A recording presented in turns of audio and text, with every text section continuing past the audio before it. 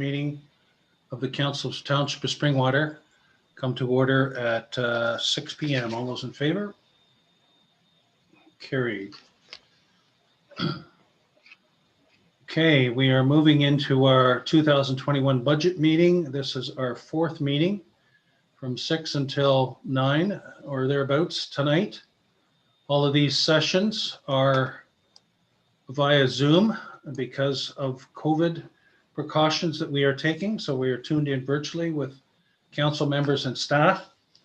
Residents can tune in to the meetings by watching the meetings on live at www.springwater.ca/live. Or they can listen to the meetings live from telephone by calling 647-558-0588 and using the ID number 885-9965-3517 and then the pound sign. And if you're unable to do either of those and want to watch it after the fact, you can go onto the website and tune in via the township's YouTube channel. All right, council, are there any disclosure of pecuniary interests this evening before we proceed? Okay, can I have a mover and seconder to reconvene the budget session, please? Councillor Cabral and Deputy Mayor Coughlin, that the council hereby reconvene at 6:01 p.m. All those in favor? Carried. All right, I'll turn it over to CAO Schmidt to continue with presentations, please. Thank you, Mr. Mayor, members of council. I'm just going to share my screen. Hopefully everybody can see that. So, Mr. Mayor and members of council, before we get into the discussion on capital, which is slated for tonight's agenda, I wanted to circle back on the direction that was provided by council to staff at our last meeting on November 30th. And so I have a couple of slides here that I want to go through and just provide council with an update.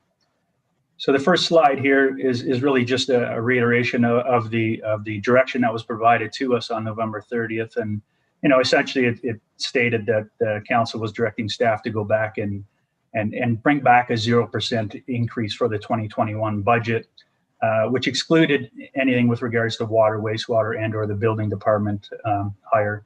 And further, that staff find funds to provide for another efficiency audit. So staff did go back based on that direction, and we were required to find essentially $281,000 in savings in order to arrive at a 0% increase for the 21 budget. So how do we do that?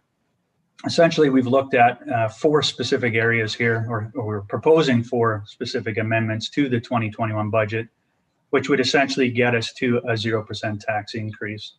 So the first item is the reducing the annual debt servicing costs. And mainly this is regarding project 2020-15, the Mill Street project, which essentially if we defer this, we are projecting to issue debt of $1.52 million in 2021. However, if this was deferred to 2022, we would essentially reduce our debt servicing requirements by $157,000 in 2021.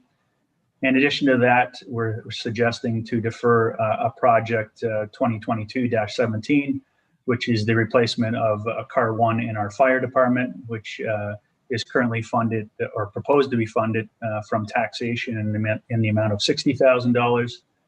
In addition to that, we're proposing to defer project 2021-22, which was replacing the admin van again, funded $50,000 from the operating budget. And then we're also suggesting to allocate additional funding from the COVID-19 funds from 2020 to 2021 in the amount of $14,000 and change.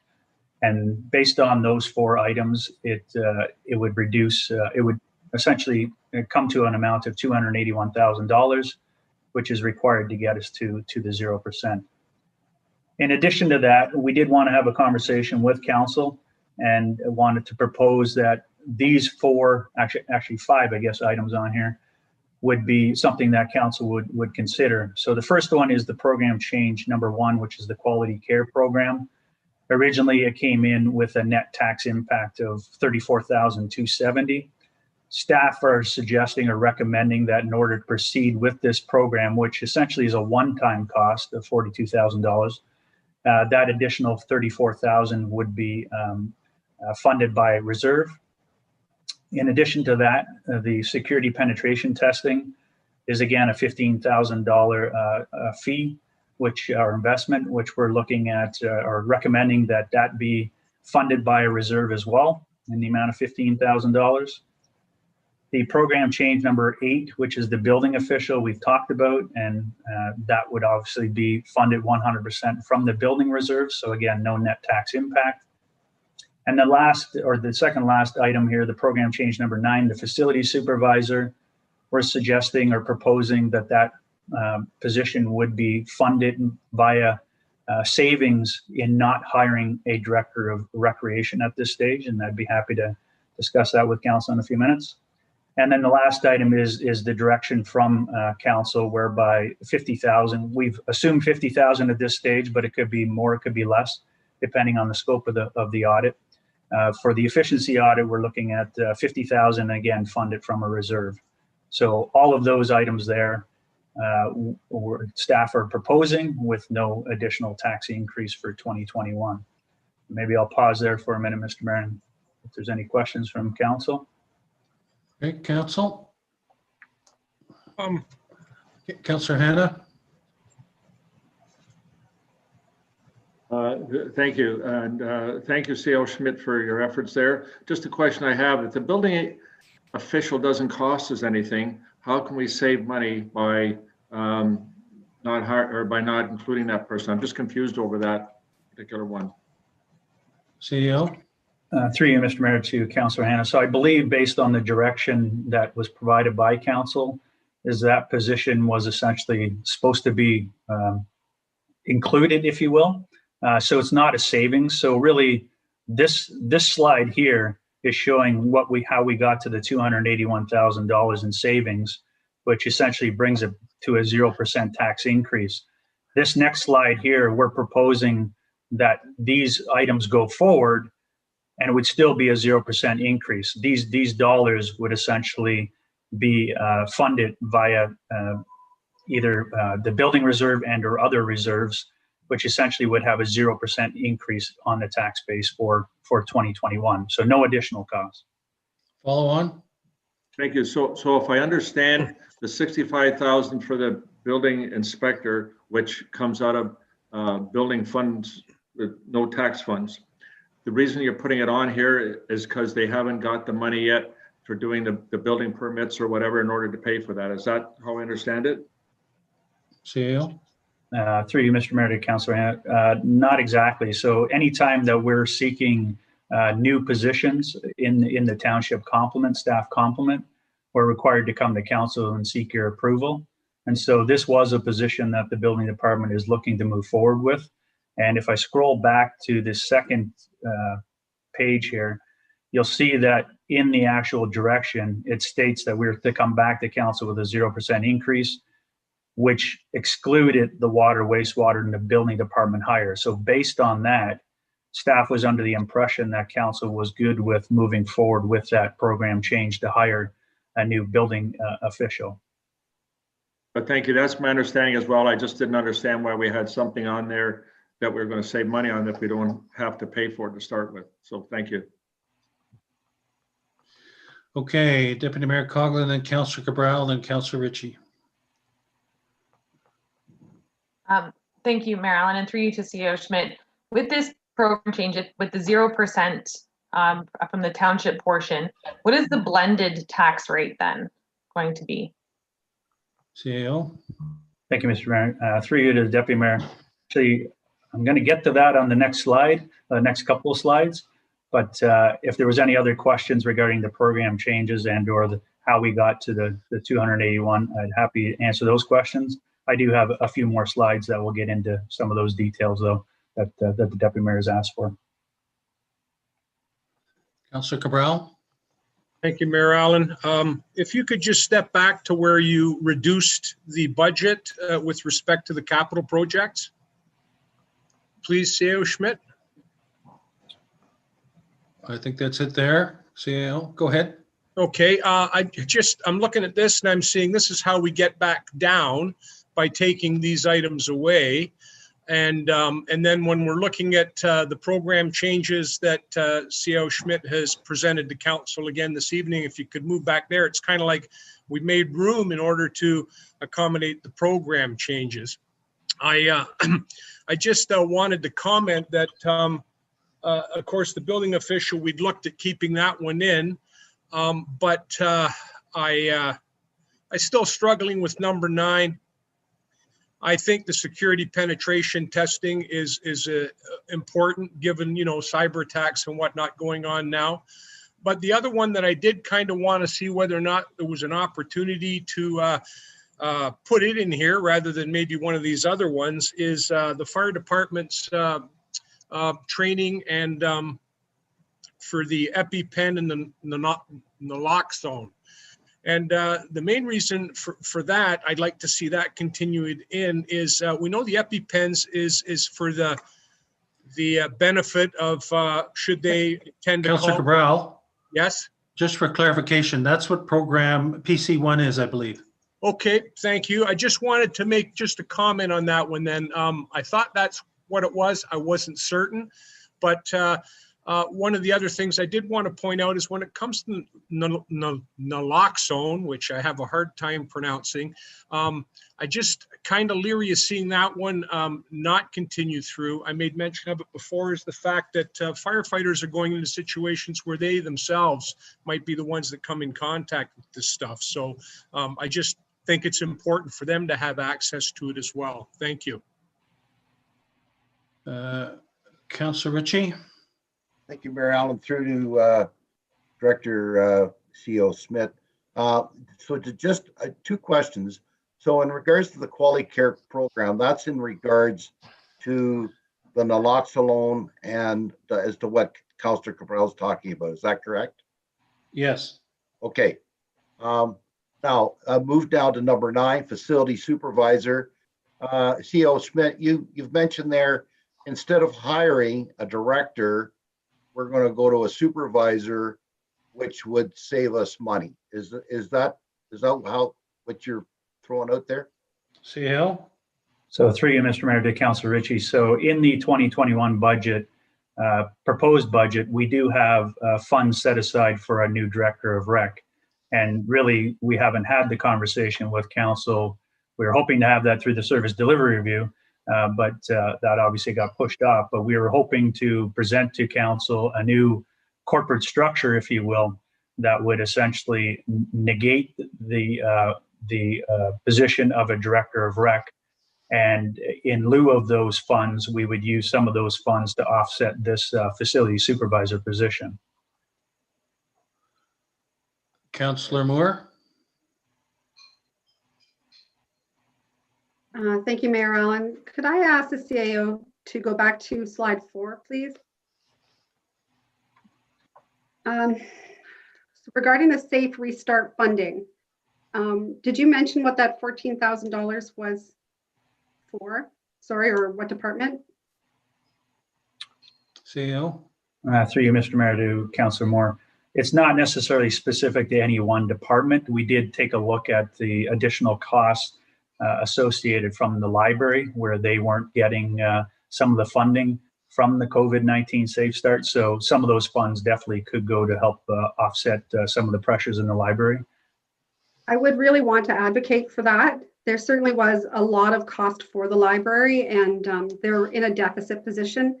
And that funding is for exactly what it states, a safe restart. So I would hope that the library would be getting some of that money.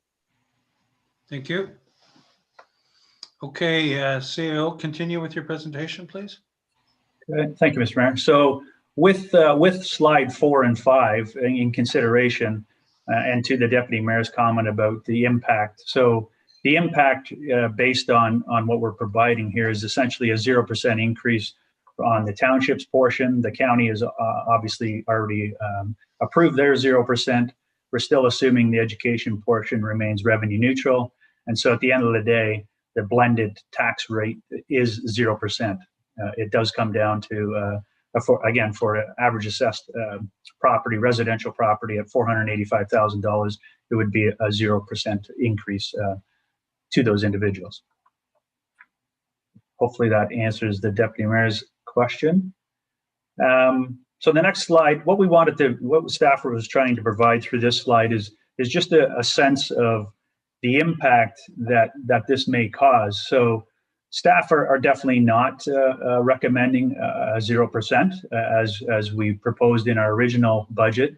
So what we're trying to provide here is that if we stayed with a 1.8% increase in 2021, we are projecting that in 2022, under those assumptions, that we would essentially be looking at possibly just over a 4% increase in taxes in 2022. However, with reducing to 0% in 2021, we now are projecting that the increase in 2022 could equate to over 6%. So there's definitely an impact going forward with reducing taxes in 2021 to 0%. And we're just trying to provide council with an understanding as to what that impact is going to look like, assuming all things remain equal in what we've provided in the budget right now. Okay, we'll pause there for a sec. Councillor Cabral. Thank you, Mayor Allen. I just trying to get this. I see why it would go up, but I also have to ask the question, when we turn around and we remove those capital projects in order to bring her down a little bit by putting in those program changes such as the facilities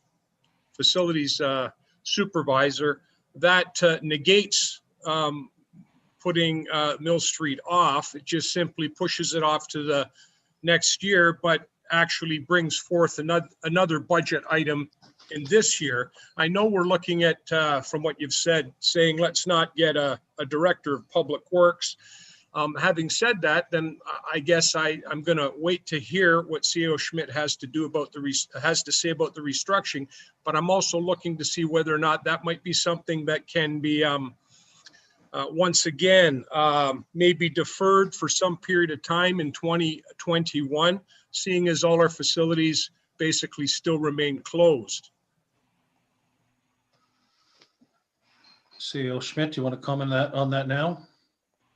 Through you, Mr. Mayor, to Councillor Cabral. So really the main push in 2022 is that we do have the transfer to capital is really a pressure.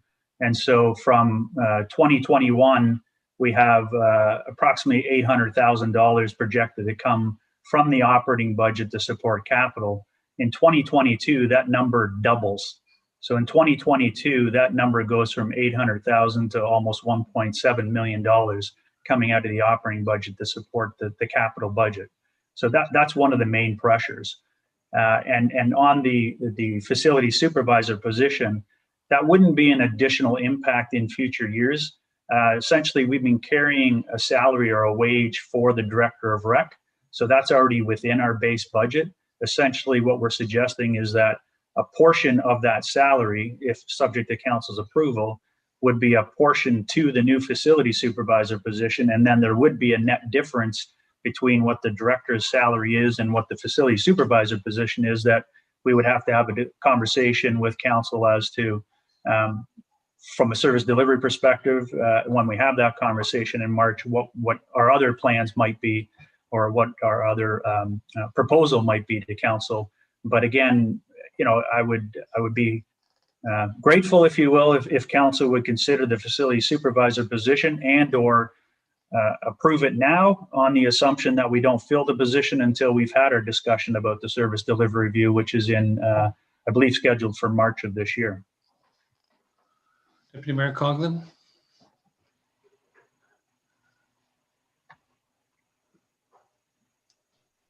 Thank you. And CEO Schmidt, if you're able to go back to slide 6 there for me for a minute.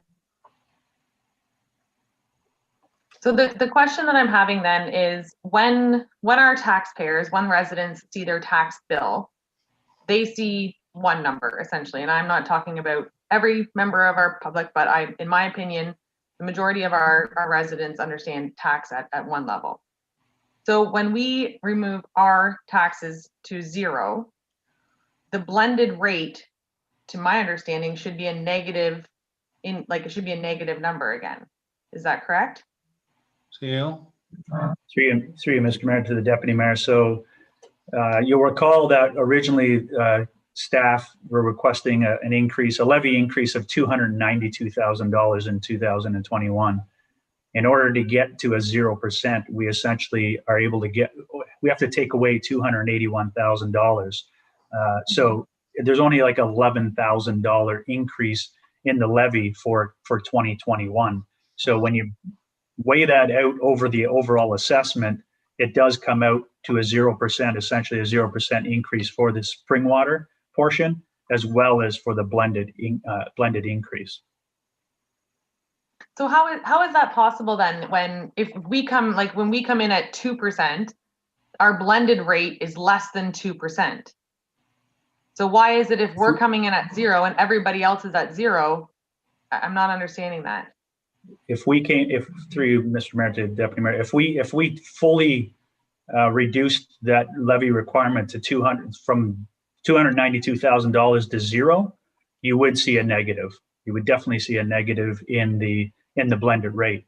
But the way that this is calculated, it's showing essentially that there is a 0% on the spring water side, and the blended rate becomes 0 as well.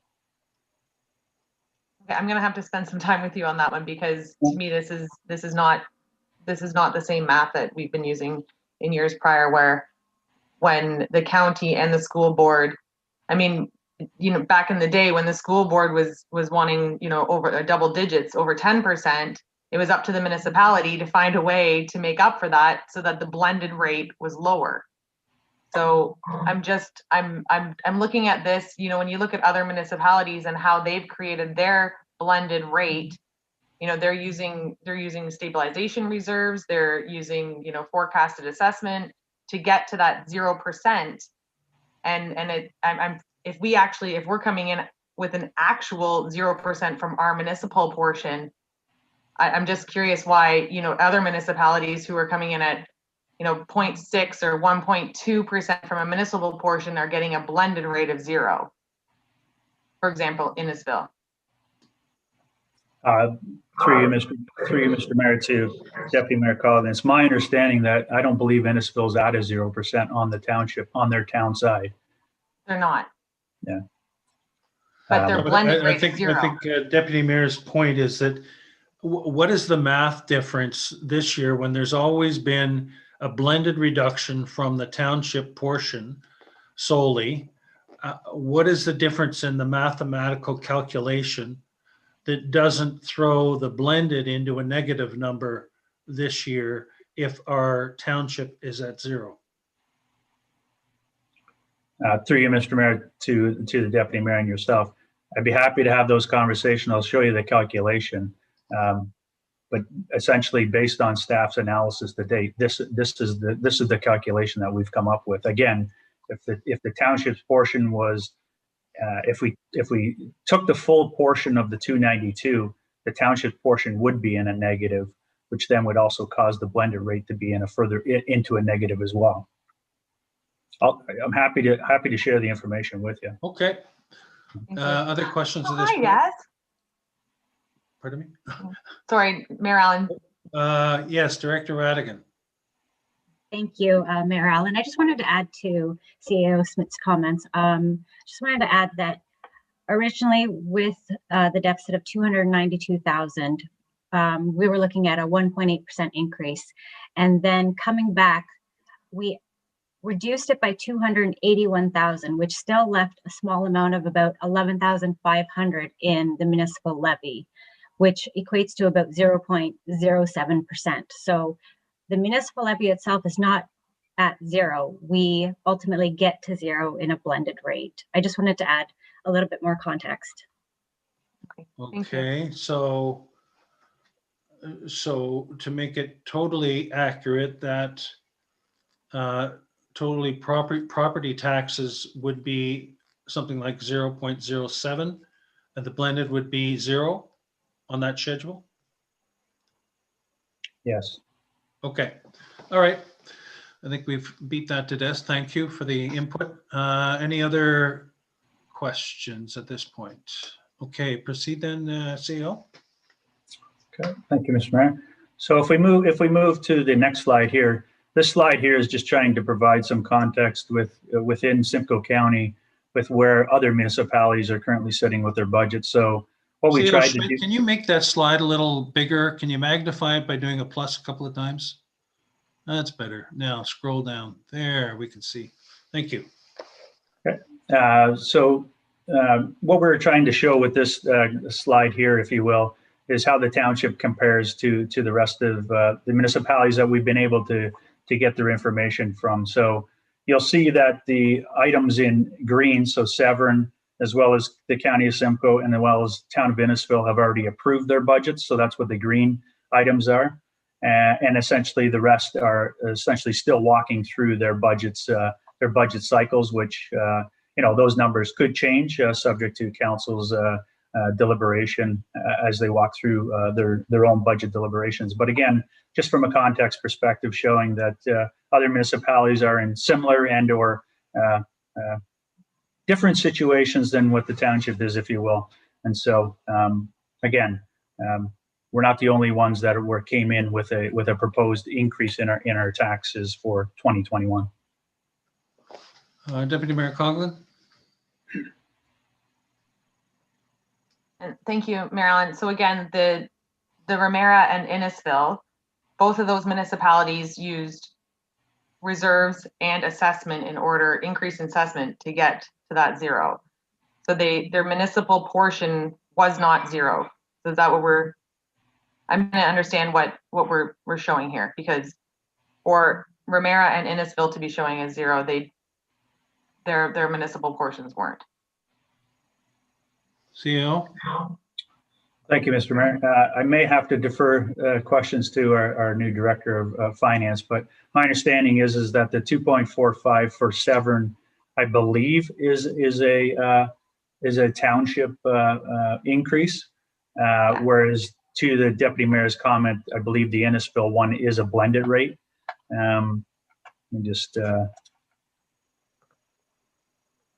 Director Radigan. Thank you, through you, Mayor Allen. That is correct.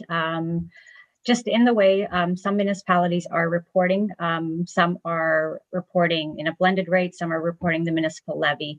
Ultimately, the goal is to get to a 0%. So the idea of this chart was to present whether it was a municipal or blended levy, where municipalities are ultimately landing. The town of Innisfil, yes, it is a blended approved rate of 0%, and Severn Township is just the municipal levy at this point. Okay.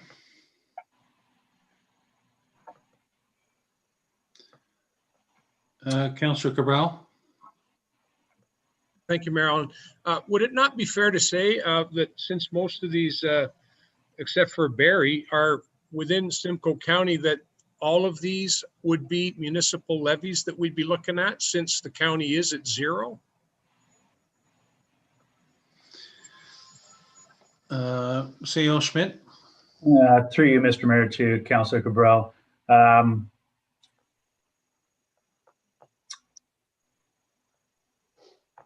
I'm not sure that that's 100% correct, because I'm not sure. There are some municipalities that have separate capital levies included in these numbers as well. So I guess it would be their municipal levy, as you mentioned, but it could be a mixture of not just their operating, but it could be a cap. Some of them have separate capital levies that they assess. So it could be a combination of that. Whether or not some of them have policing or separate policing, that I'm not as familiar with, to be honest with you, with how some of those municipalities look after their policing. I don't think that would be the case, because we previously were at 1.8 township and 0.87 blended. So it's that mathematical calculation. Director Radigan, do you have anything to add to that? Thank you, through you, Mayor Ellen. Yeah, the majority of municipalities are working through their budget requests, and some of them do include a capital levy, such as the town of New Tecumseth does include a 0.5 capital tax levy. The city of Barrie includes a 1% capital tax levy. And Oromadani is also including a 2% capital tax levy. Thank you. Okay, CAO. Okay, thank you, Mr. Mayor. So the next couple of slides, we wanted to kind of just circle back with council to talk about the Investing in Canada Infrastructure Program before, again, we got into the capital budget. So I know at the last council meeting, there was some discussion regarding this program. And so the next couple of slides are really just to provide some further context to council and to maybe have a further discussion with council on a couple of options. So really, the program was designed to deliver more infrastructure projects during the pandemic and really to, again, accelerate approvals. So I know there's that COVID tag to it, if you will, but I think it's just the information we've gotten is really, it was just to provide stimulus funding, if you will, during the pandemic to ensure that infrastructure was still moving forward. And so hence the tag of COVID, I guess. So some of the eligibility or some of the projects that are eligible are retrofits and repairs. There are the response to infrastructure. So yes, if there was some infrastructure that would help assist municipalities responding to the COVID pandemic, then yes, some of those projects were eligible. Active transportation type of infrastructure is also eligible, and then disaster mitigation and adaptation type of projects are also eligible. So through this program, it's a little bit different than what we're kind of used to.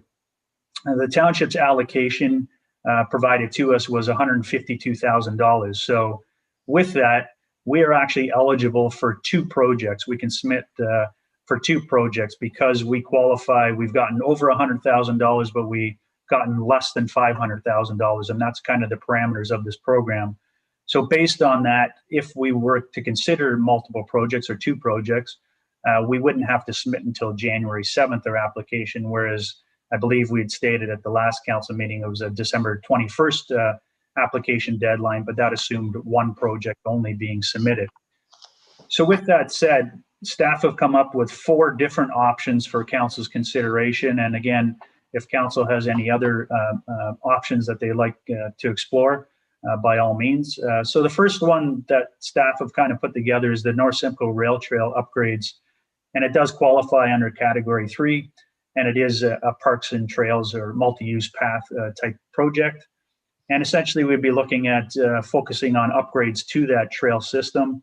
And, looking at, as you heard over the course of the summer, we have some concerns with individuals accessing this trail with motorized vehicles. And so, staff are looking at other options as to how to try to minimize the number of individuals that are doing so. We do have gates and locks and chains, if you will, at most entrances. However, we're finding that, we're constantly having to replace the chain and the locks because they're being cut pretty much all the time. So other ideas that we've thought about is maybe bollards, if you will, instead of the gates. We could also consider removable bollards so that, if there's times where access needs to be permitted, we can remove those bollards. We've also considered whether or not certain sections of the trail could be fenced in an effort to try to assist with keeping these individuals off the trail. So essentially, that's kind of what we're looking at here. Also, probably some improvements to the actual surface of the trail. And so staff, this isn't a project in the current capital budget. We are currently working on estimates for this project. We do have some maintenance and upgrades dollars in our operating budget for this, and we also have a trail development project in the capital budget. So there is some DC and operating funding that already exists in the budget, but not specific to the North Simcoe Rail Trail. The second option is the brine header replacement at the Elmvale Arena. So I know, I believe council has been made aware of this this item. It does fall under category 1, retrofits and repairs and upgrades. CEO, Yeah, sorry. I see Councillor Cabral has his card up. Maybe he's asking about the previous one specifically. Thank you, Mayor Allen. I was. I just like to get a good handle on it. I do have questions about who's actually responsible for the North Simcoe Rail Trail. But I also wanted to ask CEO Schmidt, I've been copied on a number of emails regarding complaints. I just want to know if those complaints, the ones I've been getting copied on, seem to be coming from certainly just a handful, actually 2 or 3 individuals who seem to be complaining about the same thing over and over again. I just want to know whether or not we get a real large number of complaints outside of those particular individuals. That's the piece that I'm not familiar with, just whether or not this is a real problematic issue, or is it a problematic issue that's been magnified by a handful of individuals? CEO? Through you, Mr. Mayor, to Councillor Cabral. So there's actually 2 separate items, I think, maybe. And there's the North Simcoe Rail Trail, where we definitely have received a number of complaints. But then we also have the old Penetang Trail up in Hillsdale, which we also received complaints on. However, that one seems to be more limited to 1 or 2 individuals, if you will. The North Simcoe Rail Trail, we've received, I would say, probably half a dozen to a dozen complaints over the last year with regards to this trail. So it is an issue. It's an ongoing issue where rec and park staff are constantly going out and having to replace locks. Every weekend almost, someone goes in, they cut a lock, they leave the gate open the whole weekend, and staff are going back and having to replace this. So we need to come up with maybe a better solution. And, we have reached out to the Ontario Trails Council, who's had some success down in, I believe it's the Niagara region, where, they had similar concerns or similar challenges with some of their trails. And so we are looking to partner with them and try to minimize the impact that staff have to go out constantly and replace some of this stuff. My concern would be here is that, if we do put up fencing, there's nothing to suggest that these individuals, if they're cutting locks and cutting chains, they're likely going to cut fences too. But the idea is that we're trying to minimize the number of these infractions on this trail. And here's an opportunity where we could have some funds to assist us in doing so. So that's kind of what this proposal is right now. Thank you. Quick Okay, follow-up, continue Mayor with the Allen. others, please. I just wanted to say I appreciate knowing that there's others. I just wanted to make sure that if we did do this, and I certainly want people to enjoy the trails, but I also want to make sure that our responsibilities are I guess, pointed in a sense to things that we can actually accomplish for the most part. Thank you. Councillor Ritchie? Thank you, Mayor Allen, through to CEO Schmidt. So is this money that we've got coming regarding the COVID funding? Can you explain that a little more, please? CEO? Thank you, Mr. Mayor. Through you to Councillor Ritchie. So these are options that we're exploring, Councillor Ritchie. So we have essentially been told that if we apply for this funding, we could get up to $152,000. Essentially, we have to select a project or 2 projects, if you will. And essentially, the project can't exceed, I believe, $10 million. But I believe all municipalities in Ontario, as long as they submit and they essentially meet the criteria, every one of them is being provided with an allocation, although every allocation is a little bit different. But the allocation that we are guaranteed is $152,000. So we're just exploring different options right now for your consideration as to what you would like us to consider applying for. Follow on? Thank you, Mayor Allen. So we have to apply for this money. Is that what you're saying, Jeff? That's correct.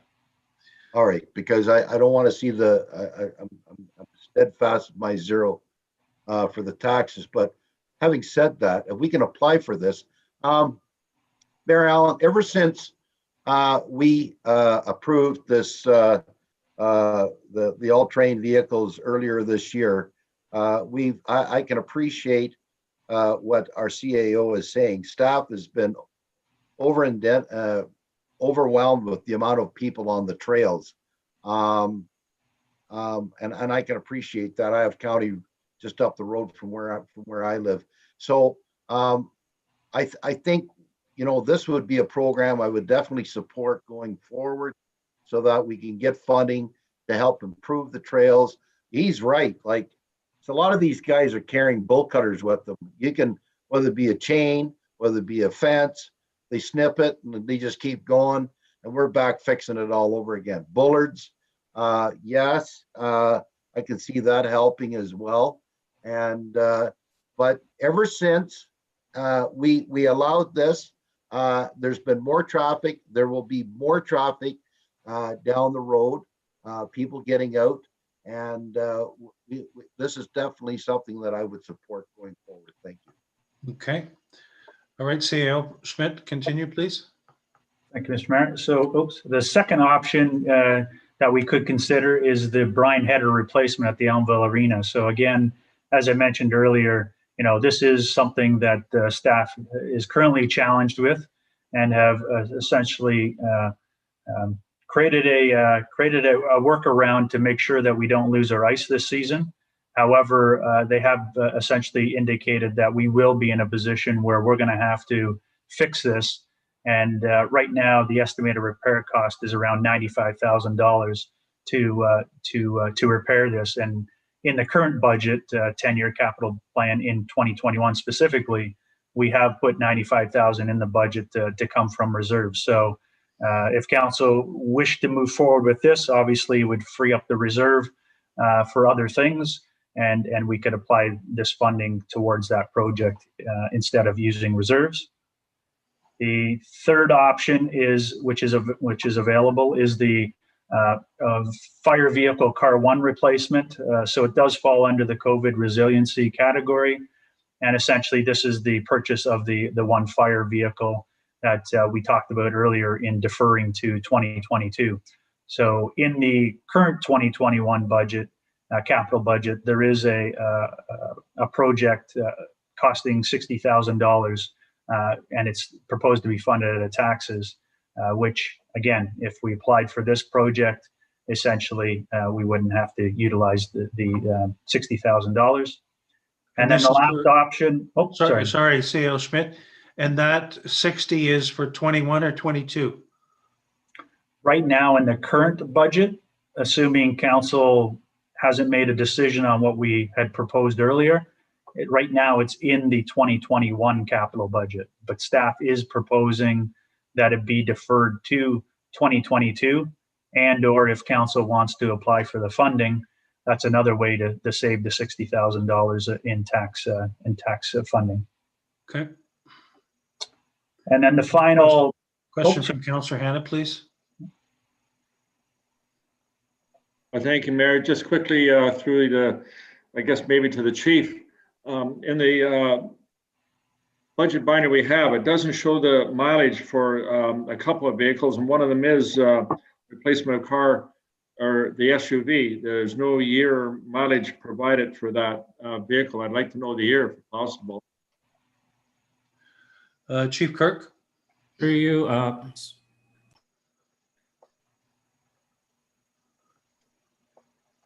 Sorry about that, Mayor Allen. Through you, Mayor Allen, to Councillor Hanna. The year of the vehicle is a 2020, so it's moving on to 11 years old, and it has approximately, it's nearing 184,000 kilometers. I thought I heard you say 2020. Or sorry, it's 11 years old, so it was my mistake. It's a 2010, and it's 11 years old. Okay, thank Thank you. Go ahead, CO. Okay. And so the last option that that staff has proposed is, again, this is the one that would have been in the staff report that came forward on the last council meeting. So this is the UV upgrades at the plant. And again, estimated cost in the current capital budget is $200,000, which is currently to be funded from wastewater reserve. So those are the four options that staff have come up with. And really, we're looking for council's input as to what you'd like us to consider bringing forward. And what we would do is depending on the conversation here tonight, we can bring forward a staff report on December 16th and get council's concurrence on that. So I've heard some support for the trails, but not sure what council's thoughts are on some of these other ones. And we're limited to 152,000, and it has to be in by when?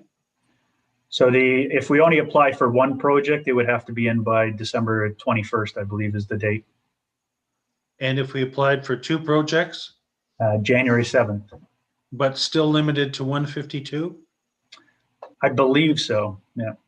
Yeah. Councillor Cabral, and then Councillor Moore.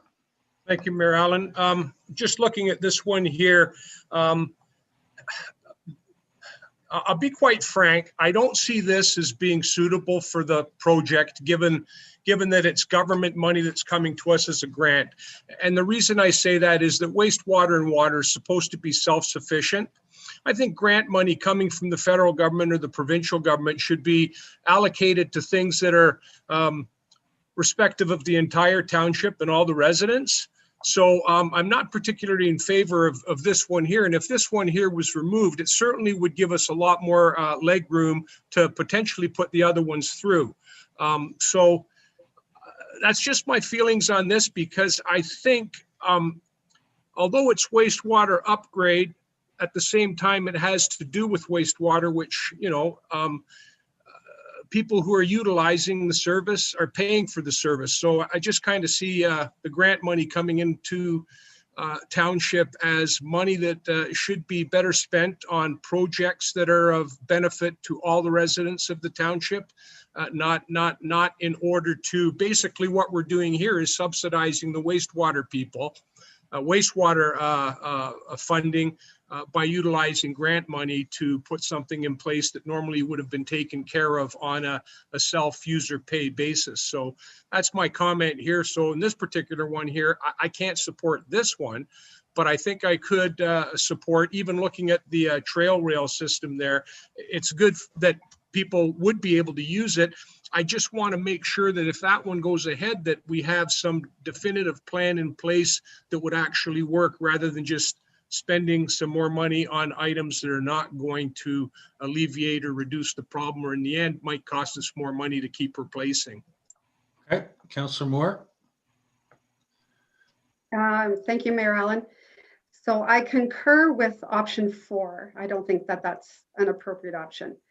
But I do support option 1 and 2. So the Elmvale Arena and the North Simcoe Rail Trail. And as a CAO knows, I spend a lot of time on the rail trail and I send a lot of pictures. And my property actually runs alongside of the rail trail. And the trouble that I have is the four-wheelers and the dirt bikes, if they can't get through where the fence is, they come onto our property and get around anyway. So I just want to make sure that whatever we decide, and I do believe it needs attention, that we try to make it so that they're not able to do that also. On the North Simcoe Rail Trail, there's also a lookout that's been very neglected. I've sent Ryan pictures of that also, and I think that needs and definitely requires some attention. So those are my preferred options, 1 and 2. Okay, Councillor Ma. Thank you, Mayor Allen. I also would support options 1 and 2. My question is for option 2. I missed the. Are we looking at just repairing it or replacing it? And what are our repair costs now or last year? CAO. Through you, Mr. Mayor, to Councillor Mark Chapman. I believe it would be a replacement, complete replacement of the main header pipes is what's being projected here. Right now, essentially, we are what I would call doing our best to put a big Band-Aid on the issue, so that again we don't lose our ice, and staff have done a tremendous job in doing that. There's a couple of times there over the last month or two, we've been very lucky that we haven't lost our ice. So we are somewhat limping along, but in order to do the proper job here, it requires a full replacement, which would essentially mean we would lose our ice. We wouldn't be able to keep our ice. So I believe staff are planning on doing a bit of a repair, if you will, to help.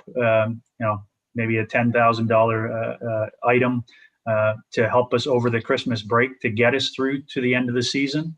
But then essentially at the end of this 2020-2021 season, essentially we'd be looking at full replacement of that. Councillor Hannah and then Councillor Cabral. Thank you. It sounds to me like option 2 should have the priority based on the information we just received. Thank you. Councillor Cabral. Yes, I was wondering if CO Schmidt might just move to, or just if you could just give me the cost again for the rail trail, what was being asked? Doesn't have it. Yeah. Oh, there is no amount there. Just as a possible suggestion, I kind of like option 2. I'm split on option 1 and option 3. I'm wondering, since the arena is already going and this is not going to be moving forward until January, if there might be an opportunity to possibly look at trying to incorporate all 3.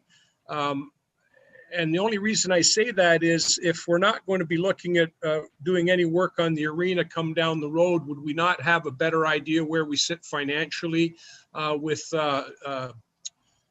new development coming online and the additional taxes? We might have a better idea then. That's the only comment I had, CO Schmidt. You might be able to provide a better suggestion. It's just that the rail trail seems to be a bit of an unknown. That's all. I have no idea what kind of money we'd be looking for that. CO. Thank you, Mr. Mayor. Through you to Councillor Cabral.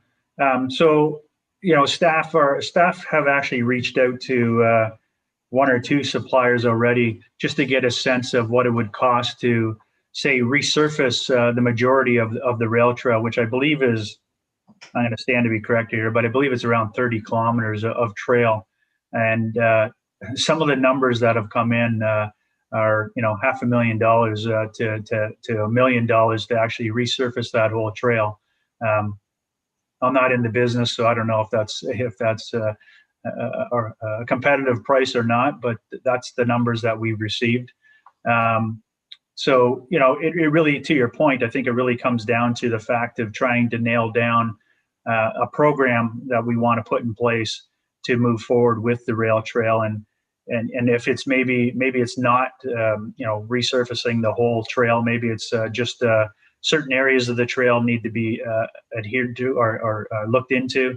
And then, some of these bollards, to the extent that maybe we just try installing some bollards in some of our more problematic areas to see whether or not that's a solution. And maybe we don't, install them everywhere. I'm not sure that we could afford to install them everywhere anyways. But again, maybe just in some of those problem areas, we focus a little bit more attention. As for the fire vehicle, again, staff is proposing at this stage, in order to reduce our taxes to get to zero, we already are deferring this project, or proposing to defer this project to 2022. And I guess the biggest priority for us would be probably the brine header at the Elmville Arena. It is a concern. It is something that needs to be looked at, and the repair costs that we're talking about at the end of this month is not throwaway money.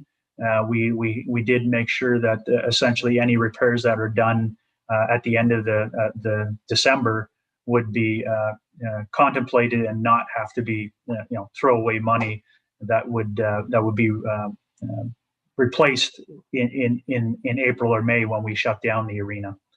I'm not sure if that answers your question, Councillor Cabral, but those are kind of where staff's head is right now. Is that option one or option two is probably the two that we would like to see move forward. Okay, Councillor Moore, did you have another point? Oh, sorry. Thank you, Mayor Allen. Just to say that this year in particular, I've noticed that the trail has been really well maintained, and I don't know what they do, but they ground the surface or refresh it or something. I don't know what equipment they use, but it's been fabulous. And I sent the CAO a note to say it's been the best year that I can remember in a really long time. So whatever they're doing is working. I don't really see that it needs to be resurfaced. I'd like to see the money just go to those bollards that we're speaking of, and some of those those remedies to help the problems. Councillor Ritchie? Thank you, Mayor Allen. In regards to the rail trail there, I definitely support the repairs at the arena. It affects so many people, the Elmville Arena, and like I've said all along, being a former hockey dad, that is our showpiece to the world, and we need to keep it front and center and up and running. I'll leave it at that. To go back to the rail trail, you know what? Being a farmer, I've bought lots of loads of gravel over the years. If we could identify, and I'm sure staff can, some bad areas where we could get loads of. I believe they're using it's like a limestone screening for that trail. It's a nice stuff. It packs good. It's nice for walking on or driving on.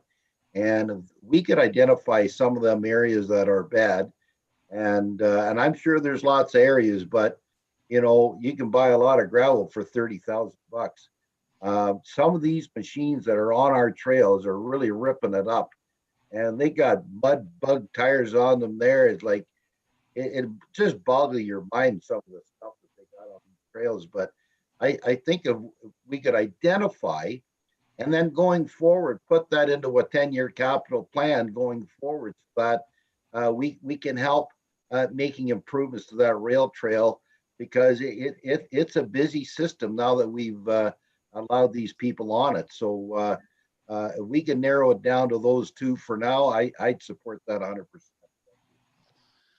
Okay, thank you. I think from the discussion, CAO, that we've come to consensus on option 2 and option 1. So what do you want us to do next with respect to this?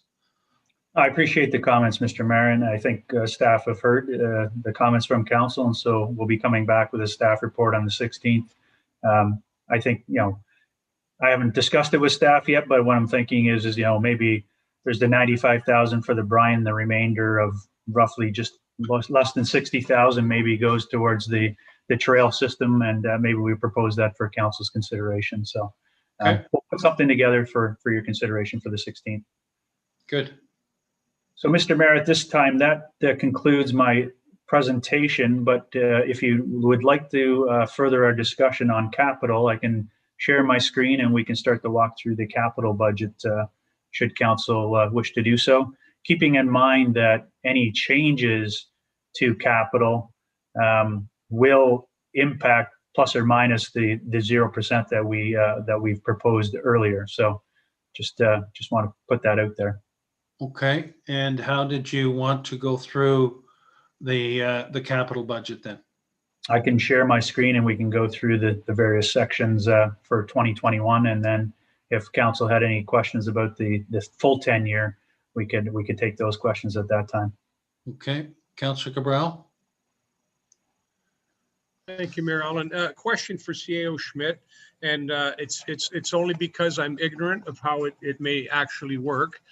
But there was, say, a budget item that's approved, and I'm going to use the tennis courts at the Elmville Arena as an example. where we approved lighting in a substantial amount, pretty close to $100,000 in around there. And that hasn't happened yet. And I think we're, well, 2 years going on 3 years into it. So I'm just wondering, is there a way to, is that still sitting there waiting to be utilized? Because every year that passes, inflation takes another chunk out of it anyway. I'm just wondering if there's a better use for that money at this point in time. CAO? Through you, Mr. Mayor, to Councillor Cabral. It's my understanding that that project hasn't received approval. It was discussed at last budget meeting, but it was deferred because I believe there might have been a motion requesting further information regarding that project, that specific project. It is in the 10-year capital right now, but it's not slated for 2021. Follow on. I might be mistaken, but I knew there was discussion about it because there was more that was going to be done at that point in time. Maybe it was not the lights. You're right. I think CAO Schmidt, I think it was the resurfacing and the fencing that got approved. But there was approval of monies to the Elmvale Arena tennis courts there back in, I guess it would have been for the year of 2019, the budget for 2019. They were looking at doing lights and resurfacing and moving the fence. And I think it was the lights that were put on hold. I could be mistaken, but I'm just curious if that project had been approved, a substantial amount of money, and it hasn't moved forward yet. Maybe we're going to do something else down the road. I don't know, but I just want to know if the money's just sitting there, if it's possible for us to revisit that particular decision and bring that money back out during the course of the next year, if we needed to. CAO Schmidt and then Deputy Mayor Coughlin.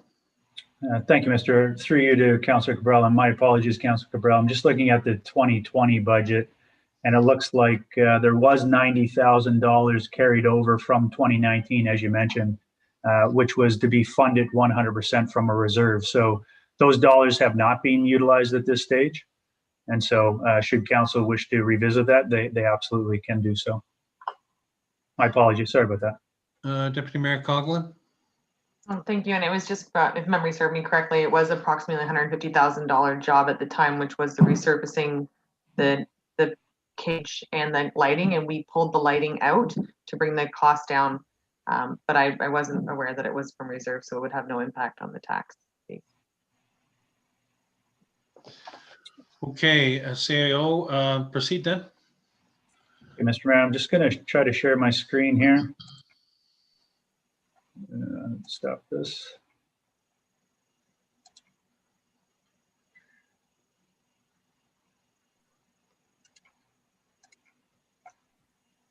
Everybody see that? No. No? Okay. How about, is that better? We have hard copies of it anyways, unless it's changed. It's tab 15 of your binders. Yeah, if we're, excuse me, CAO Schmidt, if we're just looking at this particular page, you might be able to go a wee bit bigger because I'm still capturing 20 and 21. I can read that on my screen. Maybe it's better for everybody else now too. Okay. Yeah. Is that good? Okay. So this is the proposed 2021 capital that was submitted to council on November 18th. And so that should be 2020, not 2019. And so if we go through the municipal building section, again, I can quickly go through some of these items. Actually, bear with me for 1 second here, Mr. Mayor. I have a different slideshow I would like to provide. Apologies. Let me try this one. This is it here. Can everybody see that now? Yes. Yeah, okay. Sorry about that. So if we start with the municipal building section, we have the project 2014-07, which is the fire station. And you're going to see the same slide on the next, the same graphic on the next slide. So essentially, this is the discussion that we've been having, whereby staff is proposing that Fire Station 2 be built on the new Hasty Track property that was recently acquired, and essentially also provide for a training center in behind the facility.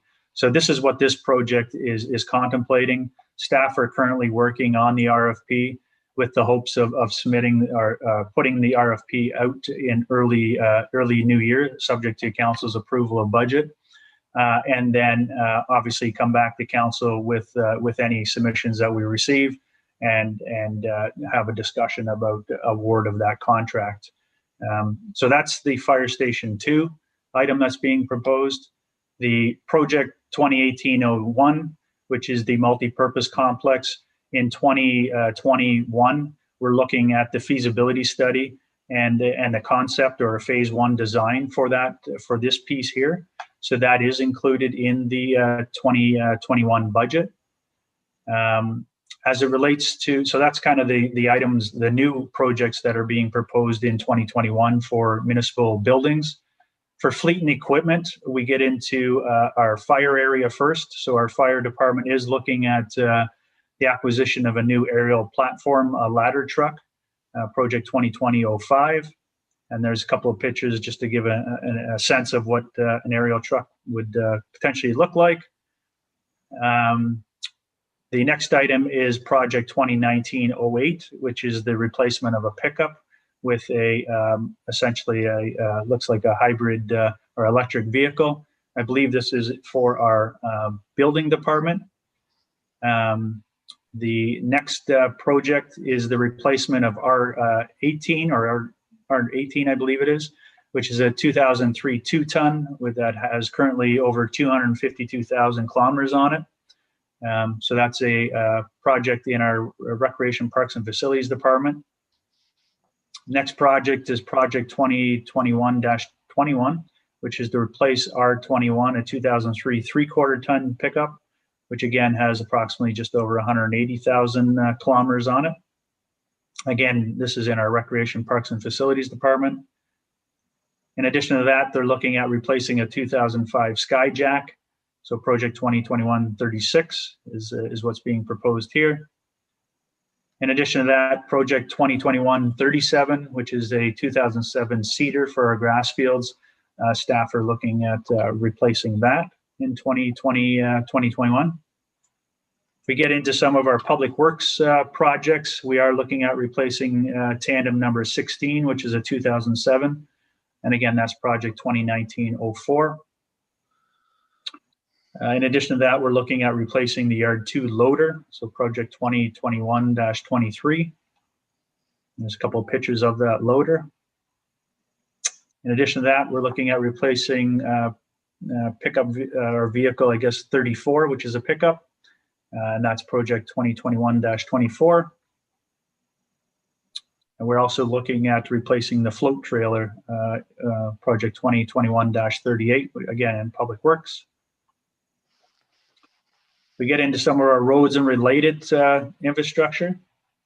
I'll pause there for a sec. Okay, with the pause, Deputy Mayor Coughlin. Thank you, Marilyn. With regards to the aerial ladder truck, are there negotiations still with the county? Is it still the requirement of the ERRC that we require this and not simply our joint service agreement? Or why are we purchasing this if we still only have, sorry, what is the need for this, and is there communication or negotiation with the county for that? CEO, that's a good question.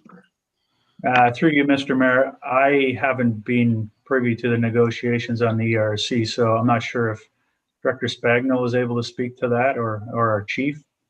I know that there was some preliminary discussions about that. I just don't know what the status of those discussions are to date. Chief? Through you, Mayor Allen, I'm not aware of any negotiations with the county on the ERC in regards to an aerial device. I can tell you that when you start getting into high hazard areas such as the ERC, you would be looking at possibly having deploy master streams for that, and that would be done with an aerial device. So With that, I'm not aware of any. Follow on? Thank you, Marilyn. And through you, the early preliminary discussions, I believe it was with Warden Marshall and Deputy Warden Dowell at the time, and that the need for Springwater to have an aerial truck is stemming or being pushed by the ERRC. And as a willing host for a county project, there shouldn't be additional costs borne to simply the Springwater taxpayers. If this is a building that's going to service the county as a whole should be responsible for those increases to our tax base. So I don't know how we continue negotiations, because I do believe that this has been discussed before, and I don't know if you reach out to CEO Aiken to continue them, because to me, this is a large cost placed on the residents of Springwater for a facility that benefits the entire county. Councillor Hannah? Thank you, Mayor. My understanding, we've had these discussions before with relation to an aerial apparatus. My understanding is that we pay a initial fee annually to the city of Barrie. And then every time the city of Barrie comes out with their aerial truck, we pay $400 an hour. I think that's a heck of a deal when you consider how close the aerial truck is just south of Cundles in Springwater. The other problem I have with the aerial truck is, my understanding from experienced fire people is that you would have to have trained, dedicated people for the aerial truck, a minimum of 4 per shift. So if they're dedicated for that truck, basically it sounds like they have to be full-time fire personnel if you want to be able to utilize the fire truck or the aerial truck. If they just have volunteers, then you'd have to have more than a dedicated 4 per shift. You would have to have a quantity of them that when you call for volunteers, there would be enough show up to be able to use this apparatus. So I can't support this, to be frankly, but not when we're getting one from the city of Barrie for the $400 an hour. This seems like a heck of a deal for us. So I'm just not sure why this is on the capital budget again. Chief Kirk? Through your, Mayor Allen, to Councillor Hannah, you are correct in regards to dedicated individuals in a career department. With that said, with any piece of apparatus we have within our township, all our volunteers are trained on whether it be a specialized apparatus like an aerial device or a pumper. So that you're not incorrect in saying, if it was relating to a career department like such as Barrie, yes, they do have a dedicated, usually a 4-person crew dedicated to the aerial device. In regards to the aerial itself, it was born from the, I believe it was the 2018 DC studies that were out that did allocate an aerial device. And to your point, in regards to us having automatic aid agreements, you are correct there. Keep in mind with these automatic aid agreements, they are only as good as if they can supply the truck. So if that truck's dedicated to another incident or it's out of service, then we don't have the ability to draw on those apparatus. And furthermore, just in regards to my stance as a fire chief is with the continued with the forecasted growth that's going to occur within the municipality, we already have buildings in our communities that our ground ladders will not reach. Hence, if we pull up to a scene where a rescue has to be enacted, and we have people that can be pulled from windows of upper stories, we don't have that ability. So in turn, having said that, a positive outcome to a possible rescue may not be the outcome. Furthermore, in regards to utilizing Wasaga Beach or Barrie for aerial devices, if we needed those trucks, they would obviously be a delayed response for things like ventilation purposes or elevated master streams. So I'm just trying to position the township for the future in regards to that. And the upfront costs would not be borne by the taxpayer. It would be fully funded by the development charges. Okay, let me go to Director Spagnell, then follow on by Councillor Hannah. Thank you, Mayor Allen. I'd just like to add that the planning department consistently has questions regarding any new development that comes on stream with respect to how tall buildings can be constructed. And even in the zoning bylaw as it sits right now, 3 stories is somewhat problematic, and that's been confirmed in my discussions with the fire chief. There are a number of developments that are slated to move forward and potential developments where we've got intensification and infill occurring, where there's going to be buildings that are going to be constructed at 3 stories, possibly 5 stories. So from a development charge standpoint and from a development standpoint, to my mind, there is a need, because this has been an ongoing question that has come up, I would say, probably more and more often for the last 5 years or so. So I can provide a prime example of a development where they're looking to go to 4 stories, and that would be the Elmville Active Seniors Residence in Elmville, where they're looking to go to 4 stories to get their 80 units. And one of the key questions is whether or not planning or emergency services can sign off on a building of 4 stories or more. So maybe you can add input with respect to the ERRC point made by Deputy Mayor Coughlin, because that certainly has come up before in any discussions with respect to the upcoming stages of the ERRC. Director Spagnell, has there been has the aerial truck been broached again as part of the fire plan? Mayor Allen, no, it has not. And that was on the basis that, it was my understanding that we were going to be talking about mediation and things like that were to occur through the LPAT process. Those discussions have not happened because, as you know, there are other processes that are happening which are dealing with other legal matters. So the question of, what mediation and what type of considerations might go into the township's interests have not happened at this point. So there is still time for a discussion through mediation. Right. That has not happened yet.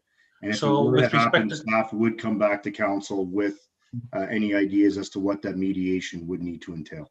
So with respect to timing for our best negotiation, wouldn't it make sense then to defer purchasing this so that we could lever and possibly get that as part of the discussions with the county and the ERRC, and in the interim continue with our arrangements with Barrie, because the Elmville need and the other needs for an aerial truck might not be as pressing for another year or two. Follow on, Councillor Hannah. Sorry, I'll give you a chance to respond to that. Either of you. Mayor Allen, I would have to defer to the fire chief on that matter. It's just I could only speak to the need and just the discussions that we've had with developers where we're talking about built form where you would require an aerial truck for emergency services. Through you, Mayor Allen.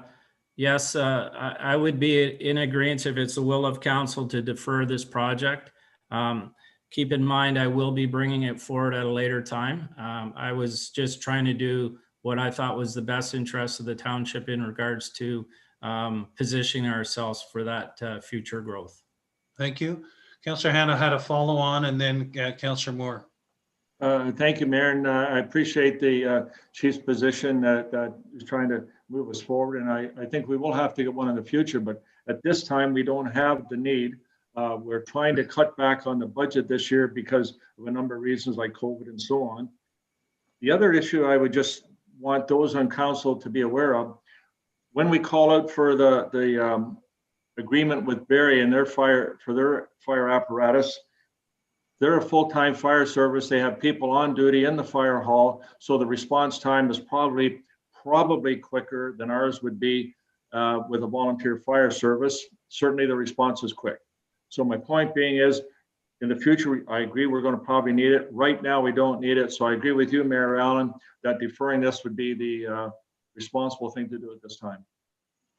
Well, I just think that there is a good chance that we will get at least an audience and possibly success with the county on this particular point. And our best lever is in 221 as the LPAT process progresses. which was brought up by Deputy Mayor Coughlin. Councillor Moore? Thank you, Mayor Allen, and agreed wholeheartedly with deferring this. I just wanted to ask a question to the chief, though, out of curiosity only, and that would be how many times in the last year we've had to rely on our neighbors for assistance of this kind. Chief Kirk? Through you, Mayor Allen, to Councillor Moore. Since I've been here since March, I believe we've only used an aerial device once, and I'm hoping Deputy French is on the call because he can confirm or deny what I've just said. Deputy Chief French, you on the line? There he is. Yes, can you hear me? We can. We can see you Mayor too. Allen, thank you. The last time I can recall was a structure fire on Vesper Valley Road, and I want to say that was in around 2018. I know it was Father's Day, and that was a Wasaga Beach one, and it was just more the fact of bringing them down was for room to get that unit in there to set up. Thank you. Okay. So I think we're in agreement on that. Proceed then, CEO Schmidt. Thank you, Mr. Mayor. So the next section that we wanted to discuss was roads and related infrastructure that's being proposed for 2021. So if we start off with the urban road reconstruction section, we have project 2015-14, which is the Floss Road 4 East from County Road 27 to Highway 93. And again, we are looking at an investment here of, I believe it's $300,000 in 2021. The next project is project 2020-08, which is Coughlin Road from Horseshoe Valley Road West to Rainbow Valley Road West. And again, this one here is a $120,000 investment in 2021. Project 2019-23, which is Howden Street from Yonge Street to Patterson. An investment here of $20,000. I believe this is the design for 2021, and then construction would be occurring in 2022. Project 2018-16, which is Kerr Street from Yonge Street to Shaw. We're looking at $50,000 in 2021. Again, design in 2021 with construction proposed for 2023. Project 2020-47, Patterson Street from Howden to Queen Street East. We're looking at an investment of $775,000 in 2021.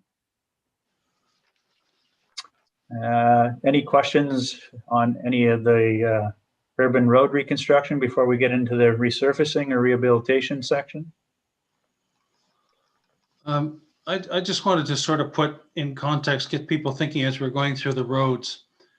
With the roads needs study that we just have spent time reviewing and are continuing to review, the roads needs study recommended over the next 10 years that each year 3.7 million was required in resurfacing township roads, and 2.3 million would be required for capital improvements to get the road system back to proper maintenance and growth.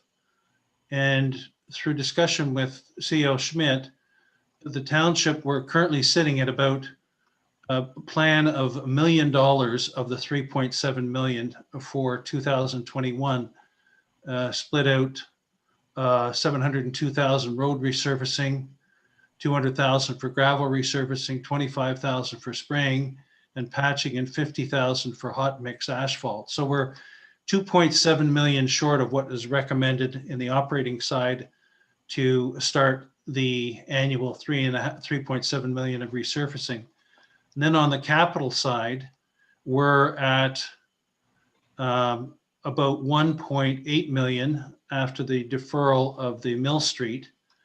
So we are a combined 4.2 million behind what the roads needs study recommended for 2021, both in the operating, 2.7 operating and 2.3, 1.5 in the capital side. So I just am curious about when and how we're going to be able to start to catch up and maintain over the next 10 years what the roads need study is saying we need to regenerate and maintain our roads. So I'll turn that back to you, CEO Schmidt. Thank you, Mr. Mayor. I would have to defer some of that conversation to our Director Coleman. She probably is in a better position to answer that than I am.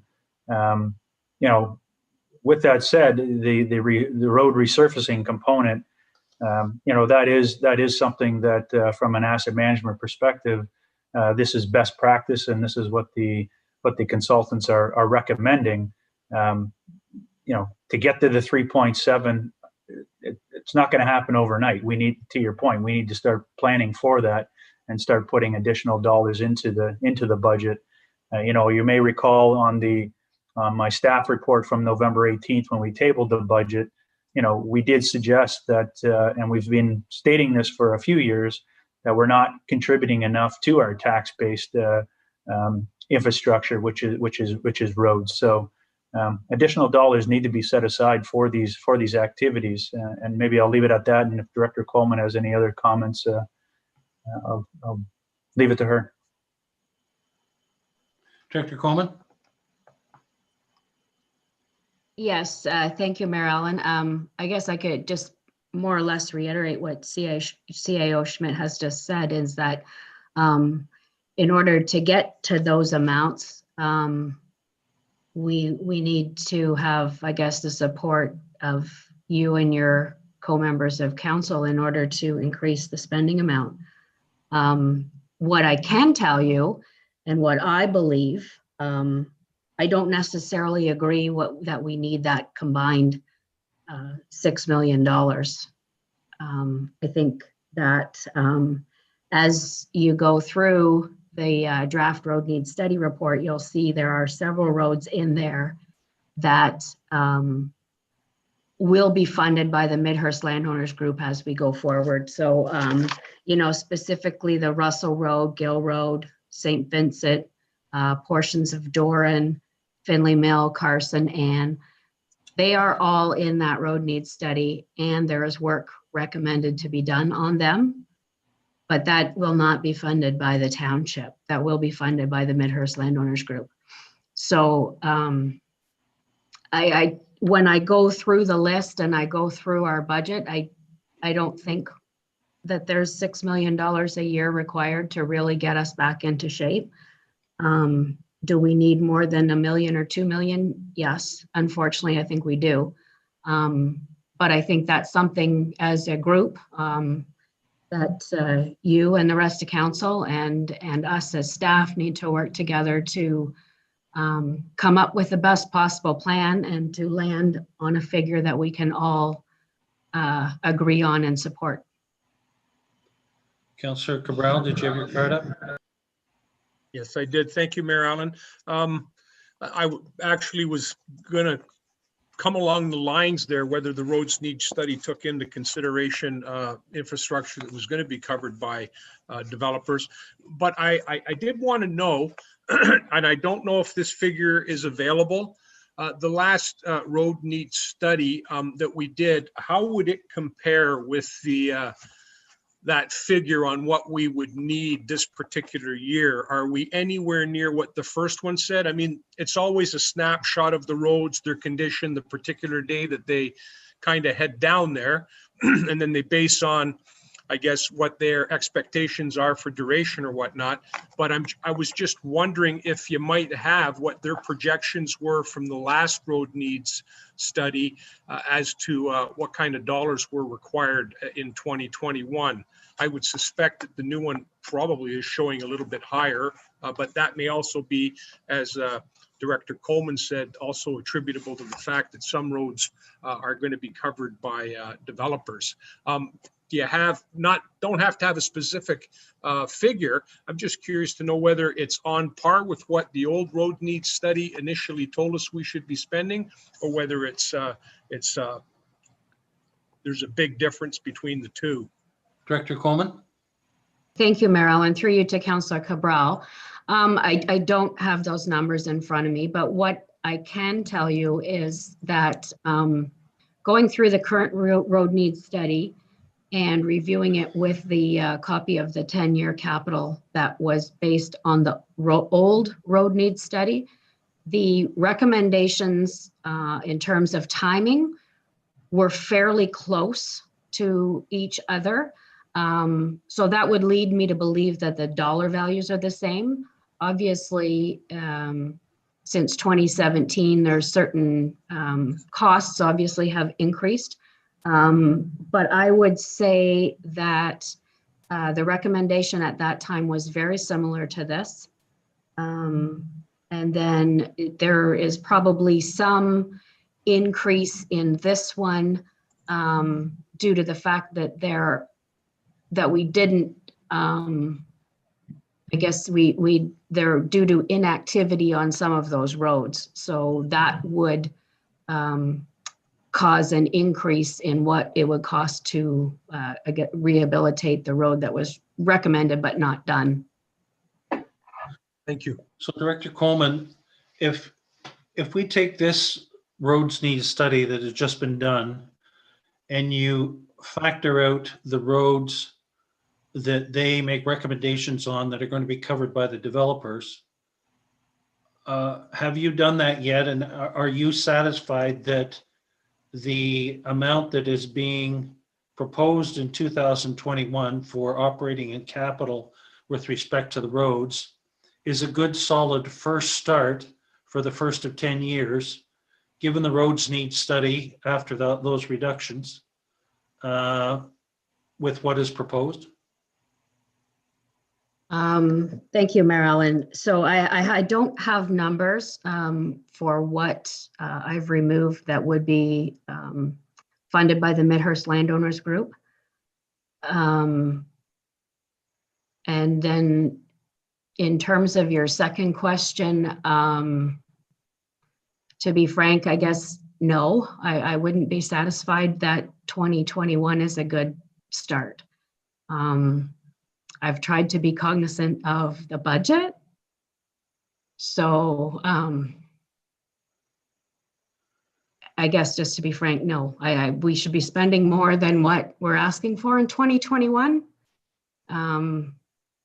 But council's wish is to not spend too much. So I've tried to walk a fine line of the two. Well, what I would like to know, and hopefully the rest of council would like to know, is given the roads needs study, a reconciliation of the roads that are going to be covered by developers in whatever year that's projected, to come up with a number of how deficient we are in dollars in operating and capital for the first year going forward of 10 years, so that at least we can see what the dollars represent and you know what the opportunity cost is of not starting on that program. Deputy Mayor Coughlin. Thank you, Marilyn. And just further to that point too, I think the initiative that was taken, I believe by previous council with the reserve fund that we have, and it was 1% annually, and then it became 2% annually to have that gap depleted, but to also know what impact that would have. I mean, we continue, I believe, to put money aside for future, but we are constantly taking projects out of today. So putting that onto the future. So to me, saving for tomorrow and then delaying jobs until tomorrow, I don't know what the cost or what the savings actually is there. So just if that analysis is going forward, if we could also incorporate the reserves and our annual contribution to that specific reserve for the infrastructure gap there, that would be great as well. CEO Schmidt, is it set at about $1 million now? Through you, Mr. Mayor, two members of council, the tax capital reserve is approximately $1 million. I'll confirm that for you. And just to the deputy mayor's comment, though, so the original intent was to compound that 1% each year. That was through further discussion with council in, I believe, the second year that started. that was eliminated. So it essentially is 1% each year. So it's not compounded every year going forward. So instead of it being potentially, $500,000 now, if not more, it's essentially $156,000 in 2021 as an example. But again, that then pushes it up to about $1 million total. Correct. However, had we actually compounded each year, Yes, 1% on top, we would be much further ahead. yes. Did you have a follow on, Deputy Mayor?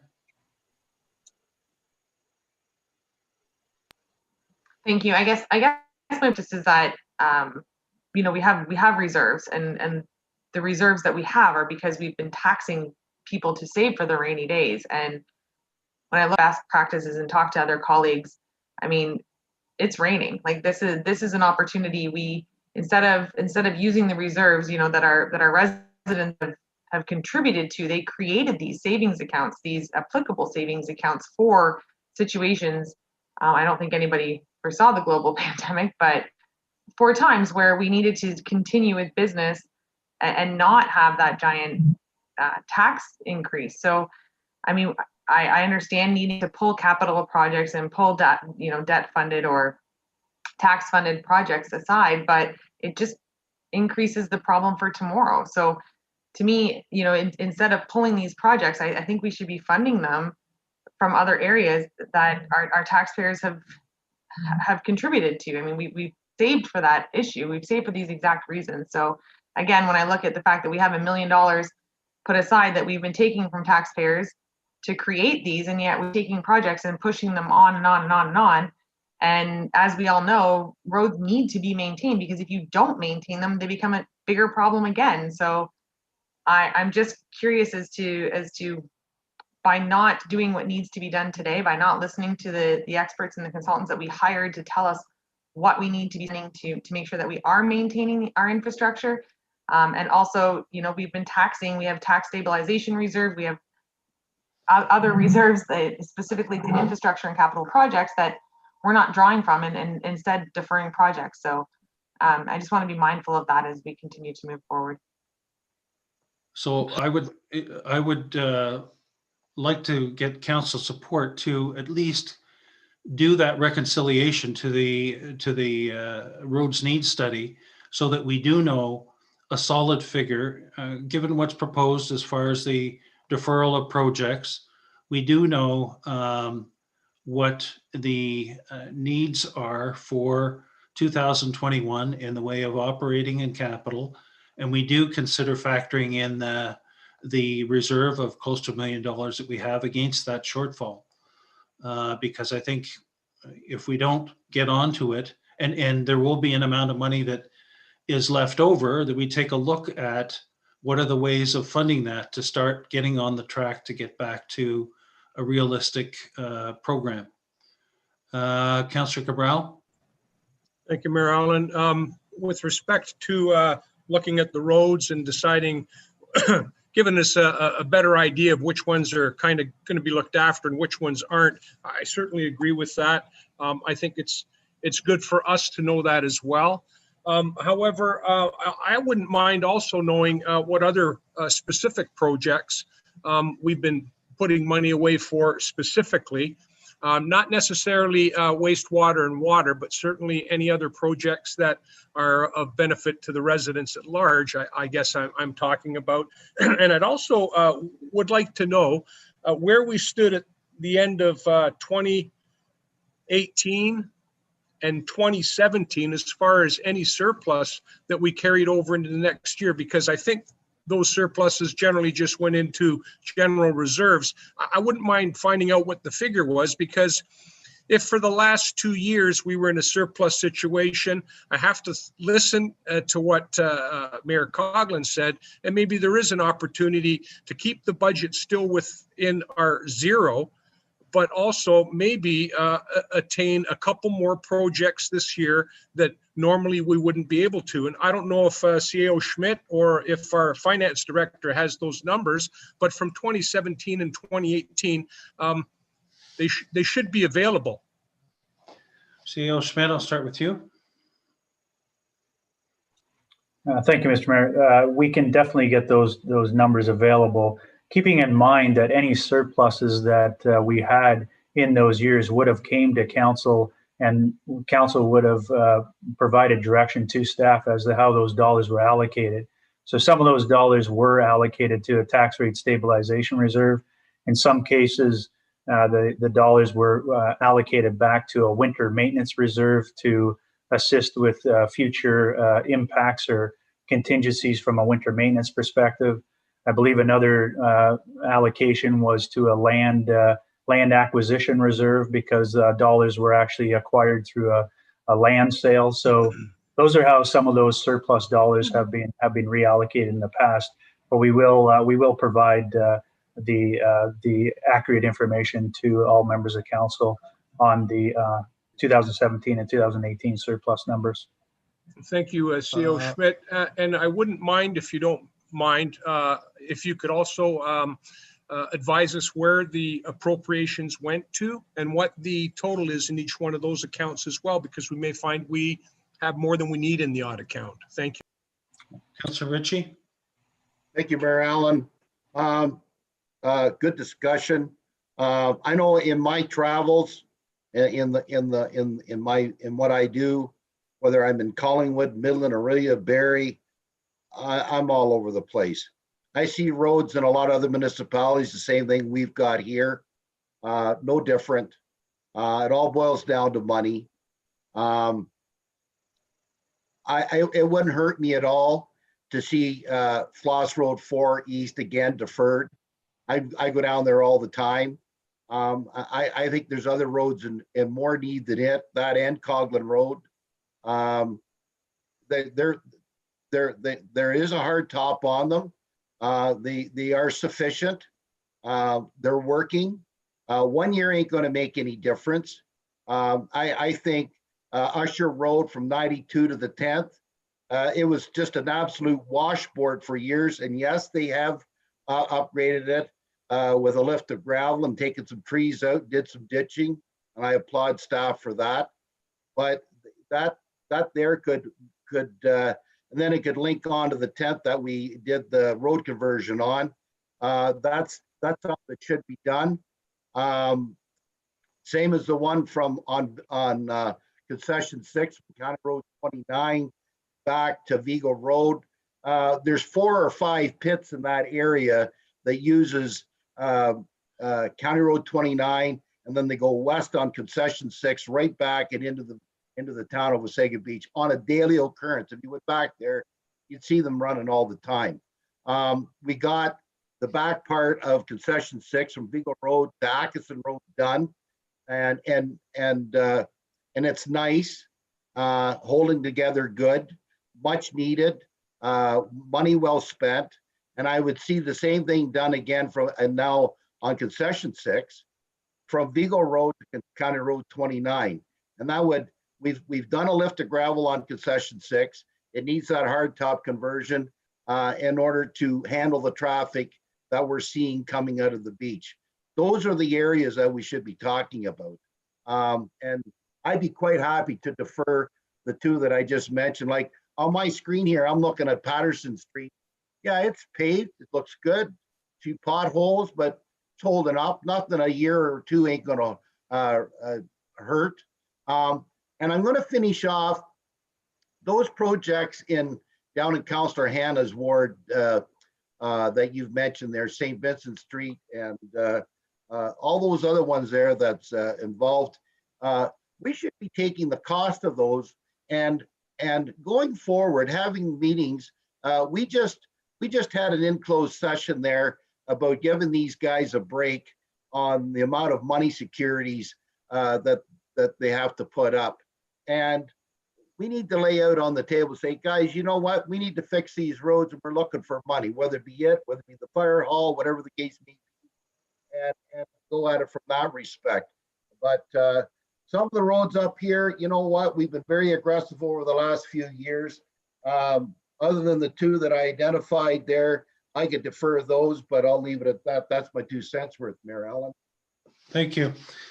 So CAO Schmidt, Director Coleman, and Director Radigan, how would it be possible to go back with respect to the roads and reconcile it basically to the roads need study, order of priority, taking into account the roads that are impacted by the development, and be able to come back to us by Wednesday with here's how much the 21 budget currently is short from an operating perspective and a capital perspective.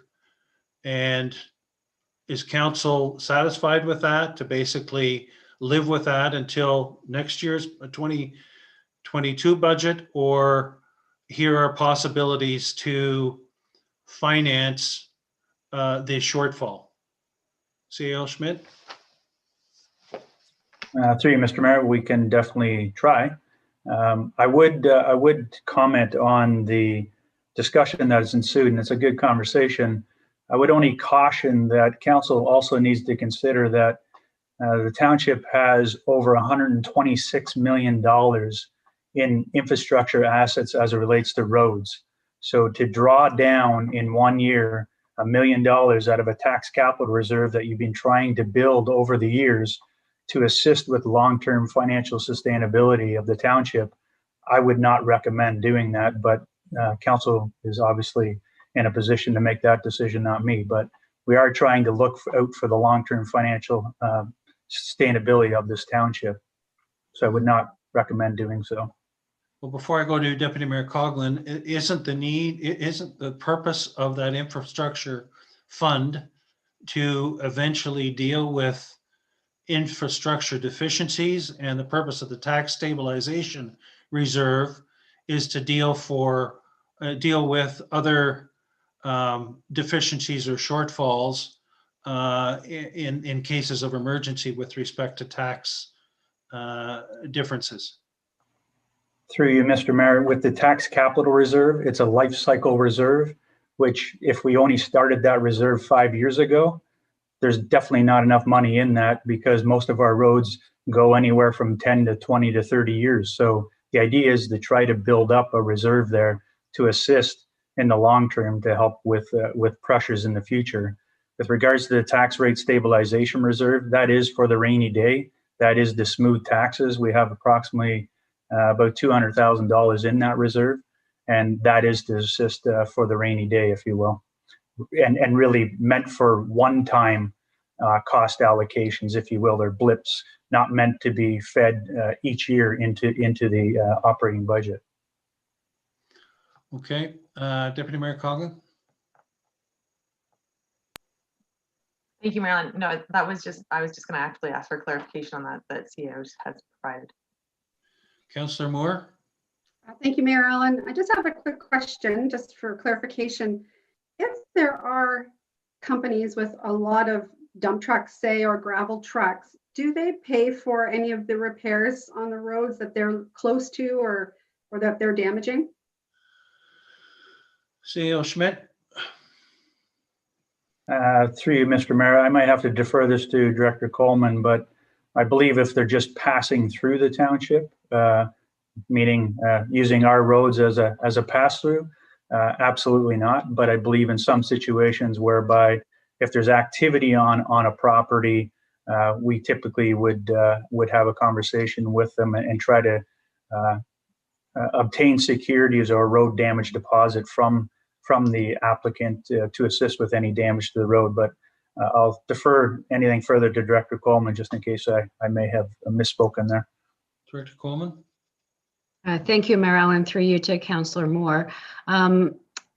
If there is, say, building activity or something like that, as CAO Schmidt pointed out, we either look for securities or maybe as part of the subdivision agreement, we request that they upgrade the road when they're done. For example, Dobson Road from Sunnydale to the entrance to the Stone Manor subdivision. We requested that the developer repave that because his activities and heavier vehicles and whatnot tore up the surface treatment. So that was covered by that. With respect to gravel haul roads and roads that are frequently used by heavy trucks. My understanding, and maybe CAO Schmidt has can either confirm or deny, but my understanding was the gas tax was meant to also go to municipalities to help with maintaining roads. CEO Schmidt?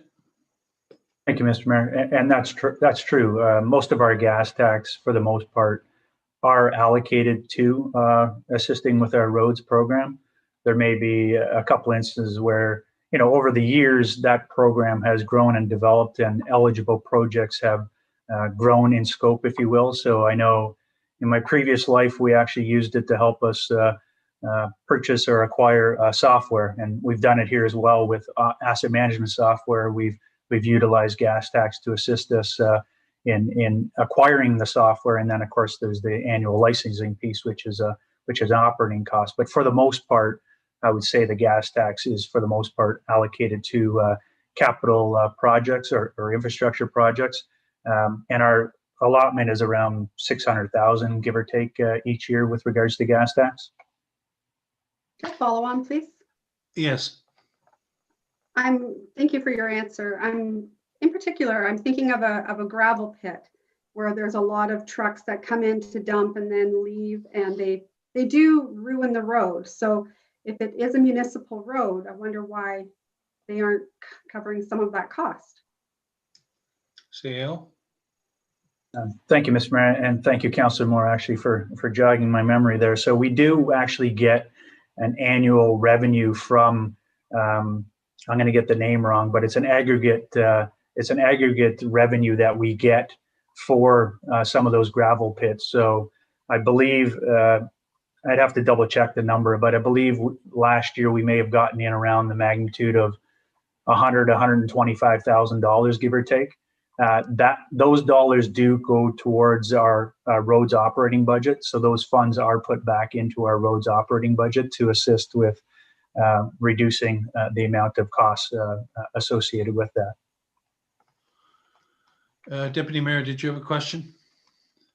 No, it'd actually just be, I guess, just a comment on that as well. Aside from the tippage received from the municipality for the gravel trucks, I know other municipalities, and we were successful in Clearview with creating a haul route through the municipality, which was a full load route. So it was a benefit to the users of the road, but it also drove the traffic to specific areas and specific roads that were built to wear that traffic during those sensitive time seasons. So that is definitely something that I would be very willing to work within Springwater to create a full load route through the municipality from Kings Highway to Kings Highway to allow our businesses within the municipality and beyond to have a route to go to where the MTO is not going to bug them, but also our roads are built so that they are sustainable in that we don't create that wear and tear on all of the roads across the municipality. Okay, that's certainly a good suggestion. Well, that's for another day to see what that would involve, but that's a good exercise. Okay, CEO Schmidt, why don't you continue with the capital summary? Okay, Mr. Mayor, I'm not sure if council wants me to continue with the roads. Happy to do so, or if you want me to jump to the next section, knowing that what staff are being directed to come back with on Wednesday. Why don't you jump to the next section, because you'll be reviewing that on Wednesday. Thank you. So if we look at structures and bridges and culverts being the next section, we have project 2019-54, which is Bridge 2, St. Vincent Bridge, which council is aware of this. This is a project that's moving forward in 2021 in the amount of just over $727,000. Project 2019-55 is various guardrail upgrades that are required throughout the township. And so staff are proposing an investment of $395,000 for this. There are multiple areas within the township that require these structures. The next project is Bridge 11 on Gill Road, an investment of $250,000. And again, project 2234. And then we also have bridge number 12 on Vesper Valley Road. Again, an investment of $200,000 for that project. Any questions? Councillor Ritchie, question? Thank you, Mayor Allen.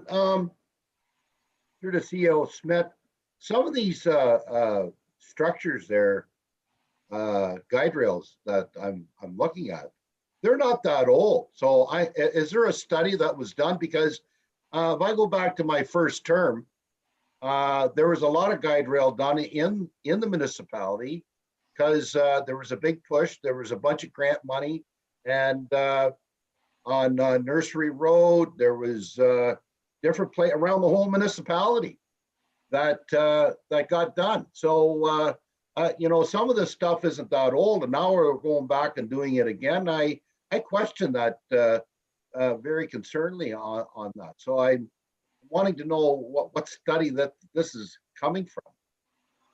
Is that Director Coleman, CEO Schmidt? Yes. Director Coleman? Thank you, Mayor Allen. Through you to Councillor Ritchie. These locations were first identified through our yearly structure and culvert inspections. And they were, I guess, identified as being deficient and not compliant to current standards. So this year we hired a consultant. You'll probably recall the information report. It went to a company called Safe Roads Engineering. Guide rail is their expertise, and they've gone through and they've identified that unfortunately several of these locations do not meet the current standards. And we are, if we don't proceed with planning upgrades and planning repairs, we are in a situation where we are liable if there is an accident and the guide rail doesn't perform as it's intended. Councillor Cabral? Thank you, Mayor Allen. I can't help but notice the top right picture there. I can almost say for almost sure that's Floss Road 10 west of 27 on approach to the bridge. And I'm just curious to know, in that particular case, it's damage that's been done as a result of an accident. I'm just curious to know, do we have any figures on the amount of money from accident scenes that we've been able to collect for these repairs? And how that figure matches up with what we actually expend on repairing them. I did see, I don't know if it was our staff, it might have been the firm that Director Coleman's talking about up there. I'm not sure if it was this past summer, but I thought they'd actually fixed it. And I know that there's damage there still. And I just curious to know whether or not we do have an opportunity at times to make claims. I mean, obviously some of them are going to be people that have hit and then split, but I just want to know, do we have any kind of a ratio of ones that we might be able to collect back on, and whether or not we're successful in doing that? Director Coleman? Thank you, Mayor Allen. Through you to Councillor Cabral. Certainly where there is an accident report by the OPP and we're able to obtain that report, we get the information from the insurance company and we bill them for the repair.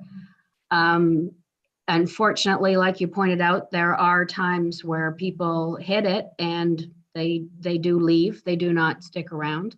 Or there are times where we may not get a police report. In terms of a percentage of what we can recover and what we don't, I don't have those numbers. We've certainly make a dedicated effort to recover where we can. But in terms of a ratio, I couldn't really tell you.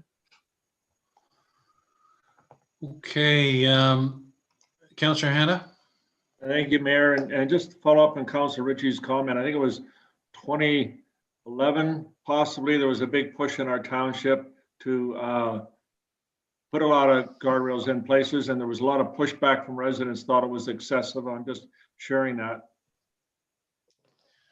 Thank you. All right, CO Schmidt, continue, please. Thank you, Mr. Mayor. So the next section deals with our water infrastructure. So there's a couple of projects here in 2021 that are being proposed. So you will call the water meter replacement program. This is a continuation of this program, and there's 150,000 slated for 2021, which I believe is the final year of this replacement program. And then the next project is I guess, water main distribution system upgrades throughout the township. So there's another investment of approximately $105,000 proposed for 2021. Wastewater infrastructure, where obviously the Elmville lift station is a project that has just been awarded, I believe, at the last council meeting. And so that project is slated to move forward in 2021. Then we have gravity sewer replacement work or repair work throughout the township. And so we are looking at an additional investment of approximately just over $300,000 for this work in 2021. We're also looking at the Elmville main sewage pump station. So not the lift station, but this is the main sewage pump station. And we're looking at $60,000 here to rehab and replace pumps in this pump station. The next project is the replacement of the SCADA system, the electronic system, if you will, at the Elmville wastewater treatment plant. And that's in the magnitude of $150,000. And then we have the roof replacement being scheduled at the wastewater treatment plant in the amount of $30,000. And of course, we have the UV modules, which we've talked about with council already, in the magnitude of $200,000 for 2021. Any questions from members of council on water or wastewater before I move further? Okay, I'm not seeing any. Go ahead. So from Parks and Recreation standpoint, we have a couple of projects proposed for 2021. We have trail development, in the amount of $30,000. This would be, to improve and enhance some of our trails and/or for new trail development. In addition, we have park playground upgrades. So this is something that on an annual basis, we typically are replacing or upgrading the playground equipment across the township. The next project we have is the Stone Manor Woods Phase 2 Park. So this is kind of a concept drawing that's gone out to residents seeking their input as to what they would like to see at this new park. Currently, we're looking at an investment of $550,000, which is the 90% DC eligible. So that's being planned for next year. And again, we'll be coming back to council once we have the results of the survey and providing that update to council. And the next, sorry about the image here, but the next project that we have is the brine header replacement, which we've talked about already this evening. So that is slated for 2021 in the amount of $95,000. And then we have a couple of information technology projects planned for 2021. We are looking at replacing the phone system for the township, which is right now projected at $100,000. We are looking at hopefully spending a lot less than that, but we're looking at different options. And then the last project plan for 2021 is network infrastructure replacements or upgrades, again, in the amount of $25,000. So, Mr. Mayor, those are all of the 2021 capital projects that are being proposed. At this time, if there's any questions on any of those and/or any questions on the 10-year capital plan, staff are here and happy to address any questions that council may have. I'll turn things back to yourself. For the phone system, have we looked at the lease versus buy alternative? I know in phone systems they're quite common to, at least it used to be, to lease them for the ability to keep as current as possible in technology. Through you, Mr. I'm not sure if our IT coordinator is on the call here. I can't see everybody, but if he is, maybe he can comment on this. But I know that we are looking at a few different options. And, we have slated $100,000 in 2021. of which would come from a reserve. And of course, if we don't spend $100,000, then we wouldn't be drawing the $100,000 from the reserve. But if our IT coordinator is on the call, I'd be happy for him to provide any further update on this. Go ahead, Michael. Thank you, Mayor Allen, and through to council. As for leasing, I haven't had any vendors reach out to me yet about that sort of program. I'm not sure if that's available. I can certainly reach out to them. When pricing this particular project, I started with essentially numbers that I had, I want to say back from 2016, 2017. We were looking at $70,000 to $80,000 at that time. Obviously, we've had additional staff, inflation, things like that. So I thought 100,000 might be a good number to start with. I did receive quotes.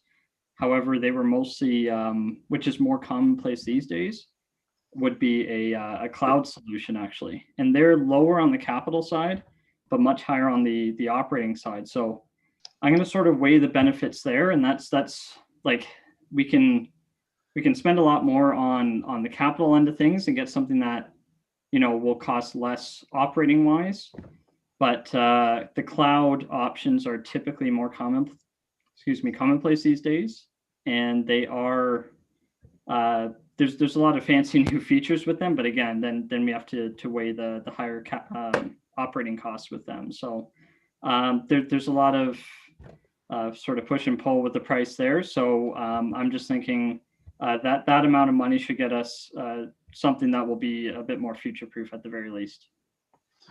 Okay, Councillor Ma, then Councillor Cabral, and Councillor Ritchie. Thank you, Mayor Allen. As you know, I do work in this industry, so I was curious, how old is the phone system? This phone system? Michael? Thank you, Mayor Allen. Our existing phone system, I believe, was purchased when our building was constructed back in 2008 or 2009. And at the time, from my understanding, it was a fairly top of the line system. And again, these days, technology changes rapidly, as you know. And it's just not, one of the struggles that we're having with this phone system is that Toshiba no longer officially supports this phone system and hasn't since, I believe, 2017. We do have local vendors that still have hardware, but the licensing for our voicemail system is now, I can't get it essentially. The last time I purchased it was over a year ago now, some licenses for that. And essentially that's run dry. So as we expand, we aren't gonna have enough voicemail licenses for new staff. Follow on, Councillor Ma. Thank you, Marilyn. Yeah, Toshiba is obsolete now. It did happen a couple of years ago. And the new way now is going to the cloud or the VoIP system, which is voice over IP. I'm not sure who you've reached out to, but if you need another quote, I don't know if I'm allowed to do that. I can see what I can do on that side of things.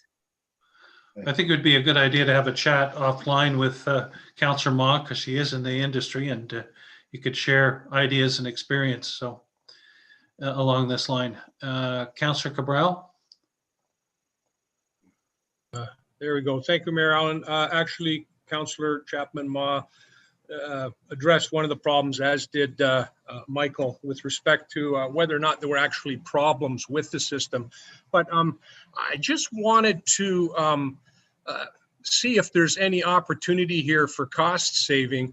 I know that there's a good significant number of staff at the admin office who would be wearing their company phone while sitting at their desk, whether or not there's not an opportunity for those particular individuals to simply have their calls and whatever network through to them. I know that there's a lot of different platforms out there that offer these kinds of features. It just seems somewhat redundant in today's day and age to have a phone sitting on someone's desk when they've got one strapped to their hip. Obviously, there might be some other issues that might come to mind, but I'm just kind of putting it out there to say maybe it's something that might be explored. Maybe CAO Schmidt can give us a ballpark figure, or maybe the Director of Finance ballpark figure on just how many staff would have cell phones at the office. You know, on an average day could only be 3 or 4, it wouldn't make any difference. But if we're up around 20 or 30, it might make more difference. It might actually improve productivity because people would phone one number, and if they happened to be in someone else's office, at least they'd be aware that, you know, someone was trying to ring them through, as opposed to waiting until they get back to the office. So just putting it out there. I'll go to Michael first, please, to respond. Thank you, Mayor Allen. Through to Councillor Cabral. So that certainly good comments. I have looked into other alternatives. We do have a number of staff. I believe we're probably in the office, probably around 20 or so. Again, not a firm number, but just in respect to what you're talking about. So I have looked at other options. In fact, I actually implemented something similar but much smaller scale at my home, where we do VoIP, you know, voice over IP, where you essentially pay per minute, and it's basically an online phone system that has call queues. It has, you know, digital IVR, which is, I believe, interactive voice recording, something like that. You still need basically a main line for someone to call into. You need, you know, a voice saying, okay, these are the departments, press 1 for this, 2 for that. You need something to manage that. And again, all these cloud solutions, they do that wonderfully, but again, it is a high payment every year to upkeep that. However, using a VoIP system and sort of bringing or using open source technologies, which is something I'm looking at right now, we could bring the cost savings down hugely. We would just essentially need a third-party service, something like VoIP.ms, which is what I'm using personally, and use an open source solution like Asterisk and Free PBX. Again, they're free solutions. You can get additional add-ons fairly cheap, from my understanding. That could bring our costs down hugely. And I'm looking into it. The reason I'm asking for this capital is because I don't want to invest all this time and well, not so much money, because again, they're mostly free, but all this time into it and then find out it's not going to work for us, or it's not performing the way we're expecting, and still have the money to pursue a more traditional phone system, whereby we aren't caught without support like we have with our existing phone system. So I need to get us to a situation where we aren't going to be, and we actually had an issue earlier this year with our phone system. Our voicemail system went down. We had to replace the box. We were out for voicemails during COVID for a couple weeks. And it was a bad situation because we had to rely on Toshiba's proprietary hardware. So I'm trying to get us out of that situation using open source technologies. As you know, there's a lot of things that can talk together with that. And and again, there's huge cost savings there. I just haven't been able to fully explore it yet. I guess, again, this budget would be used to sort of fund that as well, albeit much less than 100,000. That's the hope. Okay, Councillor Ritchie, did you have a comment? Mayor Allen, I'm good. Councillor Mott Chapman already answered it. Okay. Thanks. All right, continue, CEO Schmidt, please. Mr. Mayor, actually, at this time, if we're done going through the 2021 capital budget, if there's any questions from members of council regarding the full 10-year capital plan, we're here to answer any of those questions. Other than that, I don't have anything else prepared for this evening. Beyond that, we are scheduled to reconvene back on Wednesday at 10 o'clock, I believe it is. And at that time, we'd be looking at any further proposed motions and or amendments from members of council, whether it be operating and or capital. So for Wednesday, you will have this updated review study of the roads, capital and operating? We will do our best. Okay. Yes, Clerk Ainsworth. Thank you, Mayor Allen, through you to council. Just as a reminder, when the budget agenda was sent out, it was requested that any council requested or proposed changes to the budget, whether it be operating or capital, be provided to myself by tomorrow morning. That way they could be placed on the agenda ahead of the Wednesday morning session. So just a reminder to please get any proposed motions to myself tomorrow morning. It would be greatly appreciated. Okay, any other questions or comments from council at this time? All right, good discussion, good evening. So I need a mover and a seconder to recess this meeting until our next meeting.